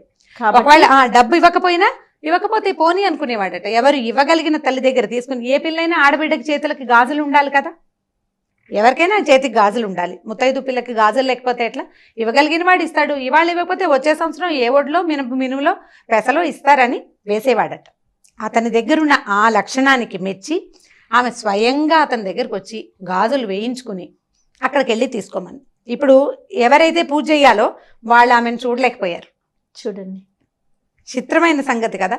ఈ చెరువులోంచి చేతులు పైకి రావడం, ఆ చేతుల నిండా ఉన్న గాజులు ఉంగరాలు దగదగాయమానంగా ఉన్న ఆ చేతులు ఆ ఊరంతా చూసింది. స్పృహ తప్పి పడిపోయాడట దుర్గాదాసు. ఆ తర్వాత ఈ కథ అట్లా నడిచింది. మళ్ళీ వాళ్ళ ఇంట్లో మళ్ళా లలితా పూజ అందుకుంది. వాళ్ళకి ఐశ్వర్యం వచ్చింది. వాళ్ళు చాలా పేదవారు అయిపోయారు ఆ కుటుంబం వాళ్ళు. ఆ తర్వాత మళ్ళీ అక్కడ బాగా వాళ్ళకి అన్ని రకాల సంపదలు వృద్ధి పొందినాయి. అయితే ఇది ఎవరో ఒక కుటుంబం గురించి చెప్పించిన కథ కూడా అయ్యి ఉండాలి. నేను చదివాను కానీ ఆ రాసిన వారి మహానుభావులు వారి పేరేమిటో నేను నాకు జ్ఞాపకం పెట్టుకోలేకపోయాను. చిన్నతనము మొదటిది, ఆ రోజుకి ఆ ధ్యాస లేకపోవటం. ఏదో పత్రికలో వచ్చింది చదివాను. మళ్ళీ తలుచుకుంటూ ఉంటే నాకు అది చాలా ఉద్వేగభరితంగా అనిపించింది. ఇది నా జీవితంలో చదివిన అత్యద్భుతమైన అతి తక్కువ కొన్ని కథల్లో ఇదొక కథ. ఎవరికైనా ఈ రైటర్ తెలుసుంటే ఆ రైటర్ పేరు వారెవరో మహానుభావులు నాకు తెలియజేస్తే వాళ్ళకి బాగా రుణపడి ఉంటాను నేను. ఎందుకంటే ఇప్పుడు నేను ఎంతమందికి చెప్పుంటానో, చెప్పిన ప్రతిసారి ఇదే ఉద్వేగం, ఇదే ఆనందం కలుగుతుంది జయ నాకు. ఎందుకంటే భగవంతుని మనం తెలుసుకోవటం ఒక రకం. మనం మామూలుగా చెప్తాం దేవుడు ప్రతి చోట ఉండలేక తల్లి రూపంలో జన్మించాడు, అందుకని ఆయన తల్లే దేవుడుగా మనకి ప్రతి విషయానికి వస్తుందని. కొంతకాలం మన అమ్మ మనకి దేవుడు, తర్వాత మనం దేవుళ్ళం అవుతాం మన పిల్లలకి. ప్రతి స్త్రీ కూడా దేవస్వరూపమే. అయితే ఈ దైవ స్వరూపాల్లో ఒక్కొక్కళ్ళు కొంచెం ఇబ్బంది పడి ఇందులో నుంచి తొలగిపోతున్నారు కూడా. పాపం వాళ్ళకి భగవంతుడు ఇచ్చింది అది అందులో నుంచి తొలగిపోమని. కానీ ఎవరైనా సరే ఇలా ఉండవలసిందే. ఇలాంటి దాన్ని మనకి కలిగించింది ఒక శక్తి ఏదో ఉంది కదా. ఆ శక్తిని గురించి మనం ఇట్లాంటి కథలు తెలుసుకుంటే మనం ఈ దేవుడు లేడు, ఇలాంటిది ఏదీ లేదు, ఇలాంటి భావన నుంచి బయటపడిపోతామని అనిపిస్తుంది. కానీ మామ్ స్టార్ట్ చేసిన డే 1 నుంచి మన ఇద్దరం ఎన్నో వీడియోస్ చేసాం రామ్ గారు. ఫస్ట్ టైం నేను మిమ్మల్ని చూశాను. ఒక స్టోరీ మధ్యలో మీరు ఆగిపోయి మళ్ళీ రీస్టార్ట్ చేయటం అనేది ఇది బహుశా ఫస్ట్ వీడియో అనుకుంటాను. ఈ కథలో ఉంది కదా జయ, ఈ కంటెంట్లోనే అలాంటిది ఉంది. ఎంత చిన్న మామూలు వాడికి, మామూలు మనిషికి, మామూలు వ్యాపారస్తుడికి దేవి సాక్షాత్కారం జరగటం అనేది చాలా అత్యద్భుతమైన సంగతి. ఇలాంటివి ఇంకొక 2 కథలనైతే నాకు చాలా ఇష్టమైన కథలు. ఈ కథ నాకు చాలా ఎంత హాట్ ఫేవరెట్ అంటే, దీనంత ఇష్టమైన కథ నిద్రలో కూడా నేను తలుచుకునే కథ ఇంకొకటి లేదు. చాలా అత్యద్భుతమైన కథగా తోస్తుంది ఎవరో మహానుభావులు. అయితే నేను ఒక అమ్మాయికి ఈ కథ చెప్తే తను నెట్లో ఇంగ్లీష్లో ఈ కథ చదివాను, బ్యాంగిల్ సెల్లర్ అని ఈ కథ చదివానని చెప్పింది తను నాకు. కానీ తన కూడా ఆథర్ ఎవరో తెలియదు. ఓకే, అంటే ఈ ఎక్సైట్మెంట్ తనకి కలగల కథ చదివితే. నేను చెప్పినప్పుడు వచ్చింది ఆ అమ్మాయికి, ఆ ఇంగ్లీష్లో కథ చదివితే ఇలాంటిది అమ్మవారి చేతిలో వచ్చినాయని రాశాడు, గాడెస్ కనపడిందని రాశాడు అని చెప్పింది అనమాట. బట్ నేను ఇంటర్నెట్లో సెర్చ్ చేశాను కానీ నేనేం సాధించలేకపోయాను ఆ కథను. అంటే సరిగ్గా మనం అడగాలి కదా ఈ స్టోరీ అని, రైటర్ పేరు ఏదైనా స్టోరీ పేరు చెప్పాలి. నేను 2 చెప్పలేకపోయాను, దాంతో నేను తెలుసుకోలేకపోయాను. ఈ కథ తెలుసుకోండి అమ్మా, పిల్లలకి వీలైతే కథ చెప్పగలిగితే దీన్ని బ్రీఫ్ చేసుకుని చెప్పండి మొదటిది. తర్వాత ఎవరికైనా ఈ రైటర్ పేరు కనుక తెలిస్తే, అంటే ఇది డీటెయిలింగ్ మారిపోయింది, నా భక్తి కూడా తోడైంది కదా, నాకు కూడా అమ్మవారి మీద ఉన్న భక్తి దీనికి తోడైంది. అందుకని కథలో కొంత డీటెయిల్స్ మారిన, ఫ్రేమ్ మాత్రం ఇదే కథ. రైట్. అమ్మవార్లకి సంబంధించిన కథలు గతంలో మనం కొన్ని మాట్లాడుకున్నాము, ఈ మధ్య ఎక్కువగా మనం ఎక్కువ చేయలేదు కదా, అందులో మనం సిరీస్లోకి వెళ్ళాం కదా. సో ఏదైనా ఒక అమ్మవారి కథ చెప్పుకుందామండి. దేవి భాగవతం నుంచి ఒక కథ చెప్తాం. మామూలుగా మనం ఎట్లా చెప్పుకుంటాం, పూజ ఒక విధానం ప్రకారం చేయాలి. ఆ విధి విధానాలని పాటిస్తేనే అమ్మవారి అనుగ్రహం లేదా అయ్యవారి అనుగ్రహం కలుగుతుంది. ఏ విధానము తెలియని వాడిని కూడా అమ్మవారు అనుగ్రహిస్తుంది అని చెప్పే కథల్లో ఈ భాగవతంలో మనకి చాలా కథలు కనిపిస్తాయి. నా ఫేవరెట్ కథ ఇది సుదర్శనుడి కథ. ఈ సుదర్శనుడు అంటే ఒక రాజుగారి అబ్బాయి. ఇతను ఈ రాజుగారి అబ్బాయి అంటే మామూలుగా రాజరికపులో వ్యవస్థలోనే ఇప్పటి రాజులు కాదు కదా, పాతకాలపు రాజులు, సూర్యవంశం చంద్రవంశానికి చెందిన రాజులు చాలా పూజా విధానాల్లో ఉండేవాళ్ళు. అంటే వీళ్ళ తప్పనిసరిగా సంధ్యావందనం చేయాలి, రాజు తప్పకుండా నిత్యాగ్నిహోత్రిగా ఉండాలి, ఎక్కడికి వెళ్ళినా తప్పకుండా సంధ్యావందనం విధి చేసి తీరాలి. ఇది కృతయుగం నాటి కథే, ఎప్పటిదో చాలా పాత కథ అనుకుందాం. అయితే అంత పాత కథ అయినా కూడా అప్పుడు కూడా ఏ విధానము తెలియని వాళ్ళని అమ్మవారు అనుగ్రహిస్తుంది, భగవద్ అనుగ్రహం వాడికి దొరుకుతుంది అని చెప్పడం కోసమే ఈ కథ చెప్పబడింది అనమాట. అయోధ్య నగరానికి ధృతసంధి అనే ఒక రాజుగారు ఉండేవారు. ఈ అయోధ్య నగరపు రాజులకి అప్పుడు వివాహాలు, రాజులకు 2 పెళ్ళిళ్ళు 3 పెళ్ళిళ్ళు అవ్వడం చాలా సహజమైన సంగతి, పెద్ద విచిత్రం ఏం కాదు. ఈయనకి 2 భార్యలు ఉండేవారు. 2 భార్యలకి చెరుకో కుమారుడు ఉన్నారు, చిన్నపిల్లలు. అయితే పిల్లలు చిన్నవాళ్లుగా ఉండంగానే ఆయన మరణించారు. వేటకెళ్ళి ఒక సింహం బారిన పడి రాజుగారు అయోధ్య నగరాధిపతి మరణించారు. మరణిస్తే ఇప్పుడు ఈ 2 రాణులకి చెరుకో అబ్బాయి ఉన్నారు కదా, వాళ్ళిద్దరికి వయసు ఎక్కువ వ్యత్యాసం లేదు. కానీ సాధారణంగా లోకసహజంగా పెద్దరాణి కుమారుడే రాజు అవటం సహజమైన సంగతి. పెద్దరాణి కుమారుడు జ్యేష్ఠుడు. పెద్దరాణి గారి పట్టపురాణి అయిన మనోరమాదేవికి ఓ కొడుకు సుదర్శనుడు, అతని పేరు. 4-5 సంవత్సరాల చిన్నపిల్లాడు, మెతకవాడు పిల్లాడు, మందకొడిగా ఉండేవాడు. బాగా మాటలు రాల. మనం ఇప్పుడు కూడా అట్లా పిల్లలు కనిపిస్తారు, 4 ఏళ్ళు వచ్చినా మాటలు రావు, ఎప్పటికో వస్తాయి. అయితే 2వ రాణి గారికి లీలావతి దేవికి కొడుకున్నాడు. వాడు మంచి చురుకైన పిల్లవాడు. ఒక 15-20 రోజుల వ్యత్యాసం ఉంది 2 అబ్బాయిలకి. కానీ జ్యేష్ఠుడే కదా, 10 రోజులు పెద్దవాడైనా పెద్దవాడే. అయితే ఏమైంది, రాజుగారు మరణించంగానే అప్పట్లో పద్ధతి ఏమిటి, రాజుగారు కనుక మరణిస్తే ఆ ఉత్తర క్రియలు అవి చేశాక పెద్ద కుమారుడు ఎవరైతే వాళ్ళని శాస్త్రోక్తంగా రాజుని చేసి మిగిలిన కథని మంత్రులు, సైన్యాధిపతులు, రాజ్యాంగమే నడిచిపోతూ ఉంటుంది. పిల్లాడికి కొంచెం బాగా వ్యక్తత వచ్చాక కాస్త విద్యాబుద్ధులు అవి నేర్పించి పూర్తి రాజరికాన్ని అబ్బాయి చేతిలో ఎప్పటికో పెట్టేవాడు. ఇప్పుడు ఈ ఇద్దరిలో ఎవరో ఒకరిని రాజుని చెయ్యాలి. శాస్త్రానికి రాజు అయినా ఈ పెద్ద పిల్లాడికి మాటామంతి ఏమీ లేదు, ఊరికే ఒక అందాల బొమ్మ, మాటలు రాలా, చురుకైన వాడు కాదు, ఎవరైనా చూసి పలకరించడాలు అవి కూడా తెలీదు, మందకొడి పిల్లవాడు, మేధకుడు. అయితే ఏమైంది, ఈ 2 రాణుల తండ్రులు రంగంలోకి దిగారు. మా మనవడు జ్యేష్ఠుడు కాబట్టి మా వాడినే ఎక్కించాలని మనోరమాదేవి తండ్రి. జ్యేష్ఠుడైనా వీడికి మాటామంతి లేదు, చురుకైన వాడు కాదు కాబట్టి నా పెద్ద వ్యత్యాసం లేదు కాబట్టి మా మనవడిని ఎక్కించాలని 2వ భార్య లీలావతి తండ్రి అయినటువంటి యుధాజిత్తు ఇద్దరు దిగారు రంగంలోకి. దిగేసరికల్లా మామగారులు 2 ఫైటింగ్కి పూనుకున్నారు. మా మనవడి రాజు అంటే ఎందుకంటే ఇప్పుడు ఈ రాజ్యంలో మనవడిని గనక ప్రతిష్ఠిస్తే రాజ్యం వాళ్ళ హస్తగతంగా ఉంటుంది, వాళ్ళ కథే నడుస్తుంది. అక్కడ 2 యుద్ధం చేశారు. యుద్ధంలో ఈ పెద్దరాణి గారి తండ్రి మరణించాడు. చిన్నరాణి గారి తండ్రి గెలుపొందాడు. ఆయన కొంచెం మంచి సాహసికుడు. ఎప్పుడైతే ఈ తండ్రి మరణించాడన్న ఈ వార్త తెలియంగానే ఆవిడ భయపడిపోయింది. ఇంకేముంది, పిల్లాన్ని చంపేస్తారు. భర్త లేడు, తండ్రి లేడు, పిల్లవాడేమో మేధకుడు. ఇక నా జీవితం నేను ఒకవేళ బతికున్నా సవితి కుమారుడి కింద బతకాలి, లేదా శత్రుశేషం ఉంచకూడదని యుధాజిత్తు కనుక భావిస్తే ఈ 4-5 పసిపిల్లవాడిని 4-5 ఏళ్లవాడిని అంతం చేయటం ఎంతసేపు. ఆవిడ భయపడిపోయింది, పారిపోవాలనుకుని ముందు యుద్ధంలో చనిపోయిన తండ్రికి ఉత్తర క్రియలు చేయాలి కదా. దానికోసమని చిన్న రాణిని అడిగింది, మా నాన్న చనిపోయాడు కదా, నేను ఉత్తర క్రియలు చేసుకుంటానని అడిగితే సరే ఒప్పుకుంది ఆవిడ. వాళ్ళిద్దరికి పెద్ద మాత్సర్యం ఏమీ లేదు, నాన్న లేదో యుద్ధం చేస్తున్నారు అంతే. ఈవిడికి రాజుగారికి ఒక స్నేహితుడు ఉన్నాడు, చనిపోయిన రాజుగారికి విదల్లుడు అతని పేరు, మంత్రి. ఆ మంత్రి ఈ మనోరమాదేవి రాజ్యం అంటే ఆవిడ పుట్టిన ఊర్లకి దగ్గరలో ఊళ్ళవాడనమాట. మన పుట్టింటికి సంబంధించిన వాడంటే మనకు ఒక స్నేహం ఉంటుంది సహజంగా. ఆ విదల్లుడిని పిలిచింది, మా నాన్నకు ఉత్తర క్రియలు చేద్దాము, ఈ పిల్లాడిని ఏం చేయాలి, నేనేం చేద్దామంటే అమ్మ పారిపోదామమ్మా అన్నాడు అతను. ఆ విదల్లుడు ఏంటంటే కొంచెం తృతీయ ప్రకృతిలాగా కనపడతాడు, పురుషుడైనా కూడా కొద్దిగా స్త్రీ రూపం, సుకుమారంగా ఉంటాడు. దాంతో అతనితో ఈవిడికి స్నేహం ఉంది కొంత.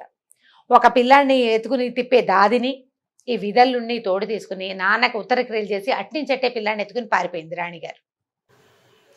ఇక్కడ లేదు. ఈ యుద్ధం అంతా పరిసమాప్తం చేసుకుని ఆ రాజుగారి సైన్యాన్ని అంతా స్వాధీనం చేసుకుని మనోరమాదేవి తండ్రి రాజ్యాన్ని కూడా స్వాధీనం చేసుకున్నాడు లీలావతి దేవి తండ్రి యుధాజిత్తు. ఇంటికి వచ్చి రాజ్యంలో చూసుకుంటే రాణిగారు లేదు, పెద్ద రాజకుమారుడు లేడు. ఏమైపోయారంటే ఉత్తర క్రియలు చేస్తానంటే వెళ్ళింది, పంపానన్నారు. ఉత్తర క్రియలు అయ్యేపోయినాయి. తర్వాత రాణిగారు పత్తాలేదు. ఇక వెతకడం మొదలుపెట్టారు. ఏంటంటే శత్రుశేషాన్ని ఉంచకూడదు. రాజ్యానికి రాజు కావలసిన వాడు ఒకడంటూ ఉంటే ప్రజలకి ఎప్పుడూ పెద్ద కుమారుడి మీద ఉంటుంది, అది తీసేయాలి. ఈయన ప్రయత్నం చేయటం మొదలుపెట్టాడు. ఈ పారిపోయిన ఈవిడ విదల్లుడు ధాత్రితో కలిసి ఎక్కడికో దిగంతాలకి పారిపోయి ఈ అయోధ్య నగరం నుంచి ఇంచుమించు కాశీ దాకా వెళ్ళిపోయింది ఆవిడ.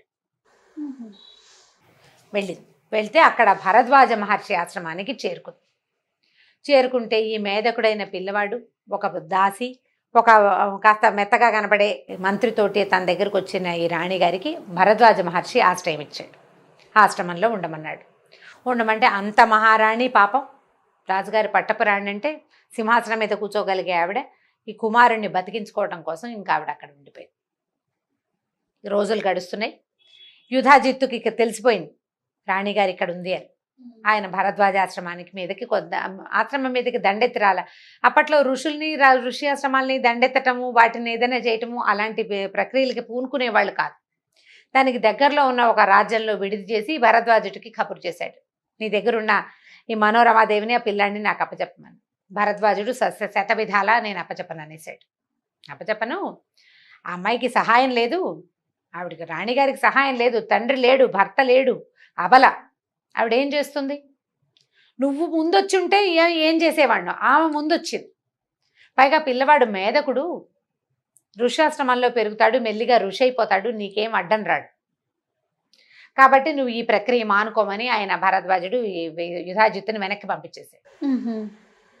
కానీ వాళ్ళ దృష్టి మాత్రం ఇక్కడ ఉంది.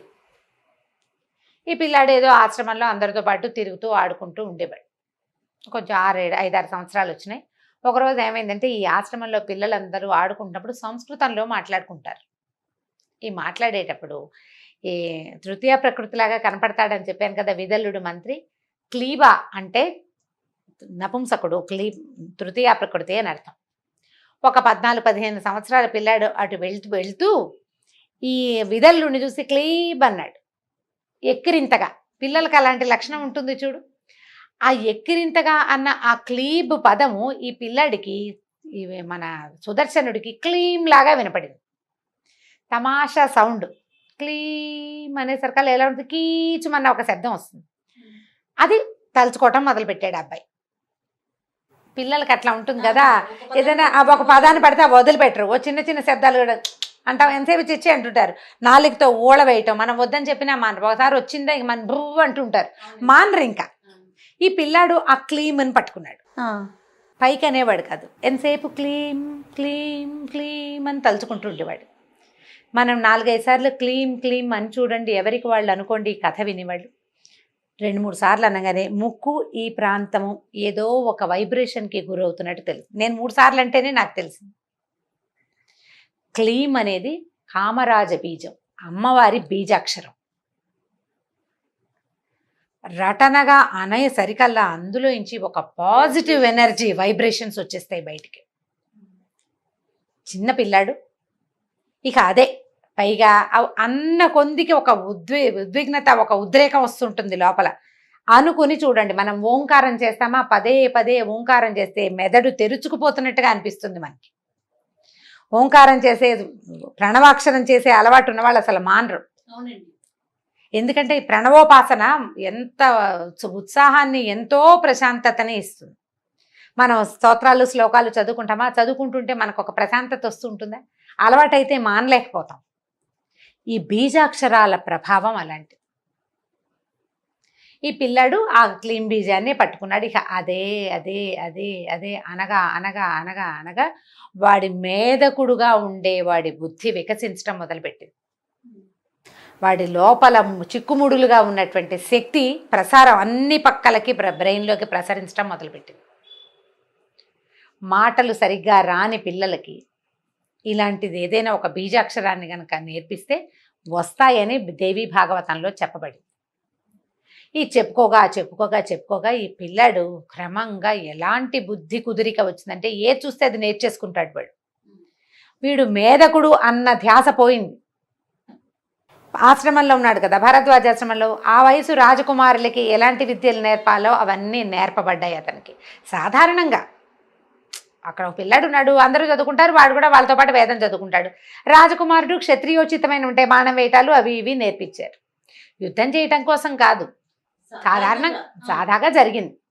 ఈ నేర్చుకుంటున్న విద్యకి ఈ బీజాక్షరపు తాలూకు ప్రతిభ తోడైపోయింది. దాని ప్రభావం తోడయి వీడికి విపరీతమైన బుద్ధి వికాసం కలిగింది. ఆ అబ్బాయికి ఒకనాడు అతనికి గరుడారూఢుడుగా ఉన్నటువంటి, అంటే గరుక్మంతుణ్ణి అధిరోహించిన వైష్ణవి శక్తి అతని కళ్ళ ముందు ప్రత్యక్షమైపోయింది. అమ్మవారు క్లీం బీజం వైష్ణవ శక్తి బీజం అన్నమాట. కామరాజ బీజం అంటారు, కోరిన కోర్కెలు తీర్చే బీజాక్షరం. ఇప్పుడు కూడా మనకి అలాంటిది లభిస్తుందా అంటే భాగవతంలో చెప్పబడింది. ఇప్పుడు పిల్లవాడి గురించి చెప్పుకుంటున్నాం మనం. అతనికి ఏమీ తెలియదు, అమాయకుడు. ఇది బీజాక్షరం అని, దీన్ని ఇలా చెయ్యాలని, గురుముఖత తీసుకోవాలని ఏమీ తెలియదు. ఒక అమాయకపు బుద్ధికి దొరికిన ఆ అక్షరాన్ని అతను రటనగా చేయటం వల్ల భగవంతుడు అతనికి ఆ బుద్ధి వికాసాన్ని కలగజేశాడు. నేను కూడా క్లీమ్ చేస్తాను అంటే మనకు అట్లా రాకపోవచ్చు, ఎందుకంటే ఇది విధానం కాదన్న మనకు తెలుసు. గురుముఖత తీసుకోవాలి, దీనికి నిష్ఠా నియమం కావాలి, విధి విధానానికి అవగాహన ఉన్నవాడికి అవగాహన ప్రకారం మొత్తం చేస్తేనే నీకు ఆ బుద్ధి వికాసం కలుగుతుంది. ఏ అవగాహన లేదు, కేవలం బీజాక్షరమే దొరికింది. ఆ బీజం వల్ల అతనికి అట్లాంటి బుద్ధి వికాసం కలిగింది. అమ్మవారి శక్తి అతనికి కనిపించేసరికి ఇంకా పవర్ శక్తులు పెరిగిపోయాయి అబ్బాయిలో. ఒక ధనుస్సు, కొన్ని తూణీరాలు, కొన్ని బాణాలు దొరికినాయి నది ఒడ్డున. ఆవిడ వదిలిపెట్టింది అతని కోసం. అక్షయ తూణీరాలు తీసిన కొద్దీ వస్తూనే ఉంటాయి అందులో నుంచి. బాణాలు తీసేస్తారు, మన సినిమాల్లో చూస్తుంటామా, అన్నీ తీస్తాడు, మళ్ళీ ఎలా వచ్చాయని ప్రశ్న వస్తూ ఉంటుంది. అక్షయ తూణీరము అనేది ఒక మంత్రం. ఆ మంత్రం కనుక ఉన్నవాడికి వాడు ఎన్ని తీసినా మళ్ళీ అందులోకి శస్త్రం దాంతా చేరిపోతూ ఉంటుంది. అలాంటిది ఒకటి దొరికింది. ఇట్లా పెద్దవాడైపోయాడు. బీజాన్ని మాత్రం వదల్ల. ఇతనికి ఇలాంటిది ఒకటి దొరికిందనే సంగతి ఎవ్వరికీ తెలియదు, రహస్యంగా అతనిలోనే ఉండిపోయింది. కొన్నాళ్ళకి ఆ కాశీ రాజకుమార్తెను కలుసుకున్నాడు ఇతను. ఆ అమ్మాయి ఇతన్ని వరించేసరికి ఇంతలో కాశీరాజు ఈ పిల్ల ఈ అబ్బాయి ఎవరో రోడ్డును పోయేవాడిని వరించిందని ఆయన తెలియక ఆయనేమో స్వయంవరం ప్రకటించేసరికి స్వయంవరానికి రకరకాల వాళ్ళు వస్తున్నారని తెలుసుకుని ఈ అమ్మాయి, నేను స్వయంవరానికి నేను రాను, నేను ఆల్రెడీ ఒక యువకుని వరించేశాను, ఫలానా వాడని చెప్పింది. ఆయన ఆనుపాను తెలుసుకుని ఇతను రాజకుమారుడని ఫలానా వాడని తెలిసేసుకున్నాడు. భరద్వాజాశ్రమంలో ఉన్నాడు, తెలిసిందే అది. ఇప్పుడు ఏం చేశారు, ఈయన కూడా ఒక ఆహ్వాన పత్రం వచ్చింది. ఒక రాజకుమార్తె స్వయంవరానికి వచ్చిన ఆహ్వానాన్ని చూసి రాణిగారు ఆశ్చర్యపోయింది. ఇదేమిటి, మనకు రాజ్యం లేదు, ఏమీ లేదు, అయినా ఎలా వచ్చింది, పిలిచినప్పుడు వెళ్ళాలి. అందుకని కొడుకుని తీసుకుని ఆవిడ కూడా వెళ్ళింది. వెళ్ళేసరికల్లా ఈ అమ్మాయి, నేను స్వయంవరంలోకి నలుగురు ముందుకి నేను రానంది రాజకుమార్తె. నేను వరించేశాను, వివాహితని నేను నా భర్త మెడలో దండేయటం ఒకటే మిగిలింది. వాళ్ళందరికీ నేను ఎందుకు కనిపిస్తాను, పతివ్రత లక్షణం కాదు, నేను చచ్చినా స్వయంవరంలోకి రాననేసి. ఇంక ఇప్పుడు కాశీరాజు గారికి ఏం చేయాలో తెలియలే. నువ్వు అడిగిన పెళ్లి కొడుకుని పిలిపించా కదా, అందరిలో వెళ్ళి నువ్వే దండేయమంటాడు. నేను అందరికీ ఎందుకు కనపడాలి, నేను కనపడను, నేను ఆల్రెడీ భర్తను వరించుకున్నానంటుంది అమ్మాయి. అమ్మాయిది పాయింటే. 10 మందిలో ఎవరో ఒకరిని సెలెక్ట్ చేసుకోవటం అంటే పోనీ అదొక రకం, నేను ఆల్రెడీ సెలెక్ట్ చేసుకున్నాక నేను ఎందుకు కనిపించాలి, నేను కనపడను అనేసరికల్లా ఈయన ఏం చేస్తాడు, ఇప్పుడు వచ్చిన వాళ్ళందరికీ చెప్పాడు, మా అమ్మాయి ఒక అతన్ని వరించింది కాబట్టి స్వయంవరానికి వచ్చిన వాళ్ళంతా నన్ను క్షమించండి, మీరంతా వెళ్ళిపోండి అనేసరికల్లా వాళ్ళు పోట్లాడేశారు అందరు. నువ్వు మమ్మల్ని ఎందుకు పిలిచావు, ఇంతకీ అమ్మాయి వరించిన వాడెవడు, అయోధ్య రాజకుమారుడు సుదర్శనుడు అని తెలియంగానే, అది అయోధ్యకి ఆల్రెడీ రాజుగా ఉన్న శత్రుజిత్తు, అతని తాతగారైన యుధాజిత్తు ఇద్దరు వచ్చారు స్వయంవరానికి. వీళ్ళు మండిపడిపోయారు, అయోధ్య రాజకుమారుడు ఏమిటి, ఇంకా ఎక్కడ అయోధ్యరాజు, అయోధ్యరాజ్యం మాది, వాడికి రాజ్యం లేదు గీజ్యం లేదు, వాడికి పిల్లని ఎలా ఇస్తావయ్యా అన్నారు. మా అమ్మాయి వరించిందండి, కన్యా వరైతే రూపం, కన్య వరించింది అంతేనన్నాడు ఈయన. వాళ్ళు ఒప్పుకోలే, వాడు అంతు చూస్తామన్నారు. ఇప్పుడు ఏం చేయాలి? కాశీరాజు దొరికేశాడు అందరికీ. ఇప్పుడు సరే ఈ డిస్కషన్ అంతా అయ్యాక అమ్మాయి ఏమందంటే, అట్లా కాదు నాన్న, మాకు రహస్యంగా పెళ్లి చేసేసి మమ్మల్ని పంపించేసి, ఏదైతే అదవుతుంది. నాకు కలలో అమ్మవారు కనపడింది, గంగానది తీరంలో కనపడే సుదర్శనుడు నీ భర్త, నేను నిర్ణయించానని చెప్పింది. అమ్మవారు నిర్ణయించిన పెళ్లిని కాదంటానికి నువ్వెవరు, వాళ్ళెవరు? నేను వరించిన దాన్నే నువ్వు కాదంటానికి నీకు హక్కు లేదు, వాళ్ళకి లేదు. అమ్మవారు నిర్ణయించింది కాదంటానికి ఎవరికైనా హక్కు ఉందా లోకంలో? ఆవిడే చూసుకుంటుంది. నాకు భర్త ఇతను అని చెప్పింది. నేను అతనితోటి కలిసి జీవిస్తాను కాబట్టే అమ్మ చెప్పింది. ఏదొచ్చినా ఆవిడే చూసుకుంటుంది నాన్న, నేను అమ్మవారినే నమ్ముతున్నాను. సరే పెళ్లి చేసేసారు. చేసేస్తే వీళ్ళ దారిని వీళ్ళకి మరి పెళ్లి చేశాక రాజకుమార్తె అనేసరికల్లా 100 ఏనుగులు, 1000 గుర్రాలు, 200 మంది దాసదాసి జనం, కొన్ని కోట్ల వజ్రాలు అవి ఇవి అంతా సమర్పించారు. సారిగా ఆశ్రమానికే పంపడానికి రెడీ అయ్యారు. అబ్బాయికి రాజ్యం లేదు మరి. సరే అన్ని సామాన్లు పుచ్చుకుని వీళ్ళు బయటికి వెళ్ళేసరికల్లా చాలా మంది రాజకుమారులు ఏమనుకున్నారంటే, పిల్లకి ఇష్టం లేదంటే దానికోసమే మనం పోట్టట్టం ఏమిటి, ఈ గోలంతా వద్దని చాలా మంది వెళ్ళిపోయారు. కానీ యుధాజిత్తు శత్రుజిత్తు మాత్రం ఇక్కడే ఉన్నారు. ఎందుకంటే వీడు తమ శత్రువు, వాడిని చంపి తీరాలని. వాళ్ళు కొంతమందిని ఆకట్టుకున్నారు. వాళ్ళకి క్లోజ్ ఫ్రెండ్స్ ఉంటారు కదా, గుంపు, ఆ ఉన్నవాళ్ళని ఉంచుకున్నారు. వాళ్ళు యుద్ధానికి పూనుకున్నారు. యుద్ధానికి పూనుకుంటే ఈ రథం ఎక్కి కనపడుతున్న కుర్రాడుని వీళ్ళు సామాన్యంగా మేధకుడుగా, బుద్ధి లేనివాడు అంటే మనసు వికసించని వాడిగా భావించిన వాడు తేరిట్లా చూడ్డానికి కూడా వీళ్ళేనంత వెలిగిపోతున్నాడు. వాడి లోపల ఉన్న శక్తి ఎంత ప్రచండమైన శక్తి ఉంది లోపల, అది కనపడుతుంది కదా. ఈ కనపడుతోంది, బాణం తీసి వేస్తుంటే వాడు ఏం తీస్తున్నాడో ఏం వేస్తున్నాడో తెలియటం లేదు, పడిపోతున్నాయి శర పరంపర. మిగిలిన వాళ్ళంతా బాబు వీళ్ళ కోసం పెట్టుకోకూడదు మనం మొత్తం అంతా వెళ్ళిపోయారు. వీళ్ళిద్దరూ మాత్రం మిగిలారు. ఎప్పుడైతే వీళ్ళు ప్రత్యక్ష యుద్ధానికి పూనుకున్నారో అమ్మవారు వచ్చి ఆకాశ మార్గంలో నిలబడి చూస్తోందట పైనుంచి. దేవతలందరూ పైనుంచి చూస్తున్నారు. పరాశక్తి తన అనుగ్రహాన్ని ఒకడి మీద ప్రసరింపజేస్తే వాడిని వాడిని ఎలా ఈవిడ హ్యాండిల్ చేస్తుందో చూడాలనుకుంటున్నారు. అమ్మవారి అనుగ్రహం ఎట్లా ఉంటుంది అని ఆవిడ పైన నిలబడి చూస్తోంది. దేవతలంతా చూస్తున్నారు. యుద్ధం జరుగుతోంది. సడన్గా అమ్మవారి వైపు నుంచే 2 బాణాలు వచ్చి ఈ యుధాజిత్తుకి శత్రుజిత్తుకి తగిలినాయి. ఇతను యుద్ధం ఆపుతున్నాడు కానీ వాళ్ళని చంపే ఉద్దేశంలో లేడు. ఎందుకంటే అతను కోరుకోలేదు వీళ్ళని చంపైనా ఈ అమ్మాయిని తీసుకోవాలనుకోవటల్లా. చంపడం అసలు అతని ఉద్దేశం కానే కాదు, కేవలం యుద్ధం చేస్తున్నాడు అంతే. దాంతో వాళ్ళిద్దరూ పడిపోయారు. పడిపోగానే ఈ కాశీరాజు ఆ వచ్చిన సైనికులు అందరూ ఈ ఆకాశ మార్గంలో కనపడుతున్న అమ్మవారిని చూసేశారు. అందరూ ప్రత్యక్ష నేత్రంతో చూశారు. ఇక అసలు జయధ్వానాలు మిన్ను ముట్టిపోయినాయి. ఒక కుర్రాడు తల్లి తప్పిస్తే రెండో సహాయం లేకుండా ఇలా ఆశ్రమంలో తలదాచుకున్నవాడు ఇట్లాంటి శక్తిని ఇంతమందికి చూపించగలిగేంత మంత్రజపం చేశాడంటే అది సామాన్యమైన విషయం కాదు కదా. అందరూ వేణేళ్ళు పొగిడారట. పైనుంచి దేవదుందుబులు మోగినాయి, పుష్పవృష్టి కురిసింది అతని మీద. అప్పుడు ఈ కాశీరాజు కనపడిన పరాంబికకి దండం పెట్టాడమ్మా, ఇక్కడ వచ్చి నువ్వు చేసిన యుద్ధాన్ని ప్రత్యక్షంగా చూసాను, నీ నుంచి వచ్చిన బాణాలే వీళ్ళని సంహరించాయి, ఇదంతా నీ వల్లే జరిగింది, కాశీరాజ్యంలో సుస్థిరంగా ఉండిపో, నా దగ్గర నుంచి నన్ను వదిలిపెట్టి వెళ్ళొద్దమ్మా అని అడిగట్టాను. అడిగితే ఆవిడ కాశీరాజ్యంలో తను ఉండడానికి ఒప్పుకుంది. అమ్మవారు ఆనాడు చేసిన యుద్ధానికి ప్రతీకగానే అంబికా ఆలయం ఒకటి కాశీలో ఏర్పడిందట. ఇప్పుడు అయోధ్య నగరానికి రాజైన శత్రుంజయుడు మరణించాడు, తాత సపోర్టు పోయింది. ఇప్పుడు ఆ 2 నగరాలు ఎవరివి? గెలిచిన వాడిది. సుదర్శనుడు తన తల్లిని భార్యని తీసుకుని అయోధ్య నగరానికి బయలుదేరి అంబికని తనతోటి రమ్మని అడిగాడు. అయోధ్యలో కూడా నీ పీఠాన్ని ఏర్పరచు, నువ్వు నాతో పాటు ఉండమని. అప్పుడు ఇక్కడ అంబికా పీఠం ఏర్పడ్డాక ఇతనితో పాటు అమ్మవారు అయోధ్య నగరానికి కూడా వెళ్ళి అక్కడ కూడా అమ్మవారి పీఠం ఏర్పడింది. ఈ అయోధ్య కాశీ ఇవి 2 కూడా అమ్మవారి తాలూకు ప్రత్యక్ష నిదర్శనాలు. ఆమె అక్కడ నివసించింది అని చెప్పడానికి దేవి భాగవతమే సాక్ష్యం. ఇక్కడ అంబికాదేవిగా కదండి, అంబికే. కాశీలోనూ అంబికాదేవి, అయోధ్యలోనూ అంబికే. అంబికా రూపంతో వెలిసింది. ఆ తర్వాత సుదర్శనుడు తన రాజ్యానికి వెళ్ళిపోయాడు. తన తల్లి పినతల్లితో సహా భార్య శశికళతో కలిసి చాలా కాలం పాటు అయోధ్య నగరానికి రాజుగా ఉన్నాడు. చాలా గొప్ప పేరు తెచ్చుకున్నాడు. కామరాజ బీజం అంత పనిచేస్తుంది.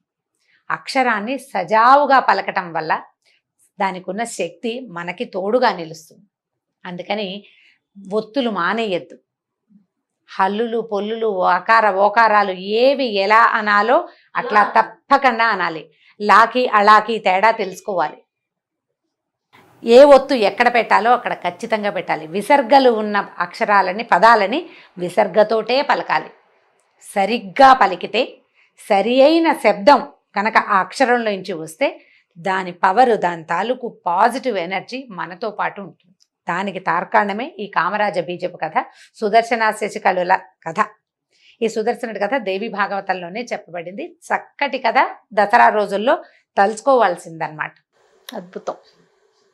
చాలా చాలా చాలా అండి, చాలా బాగుంది కథ కూడాను.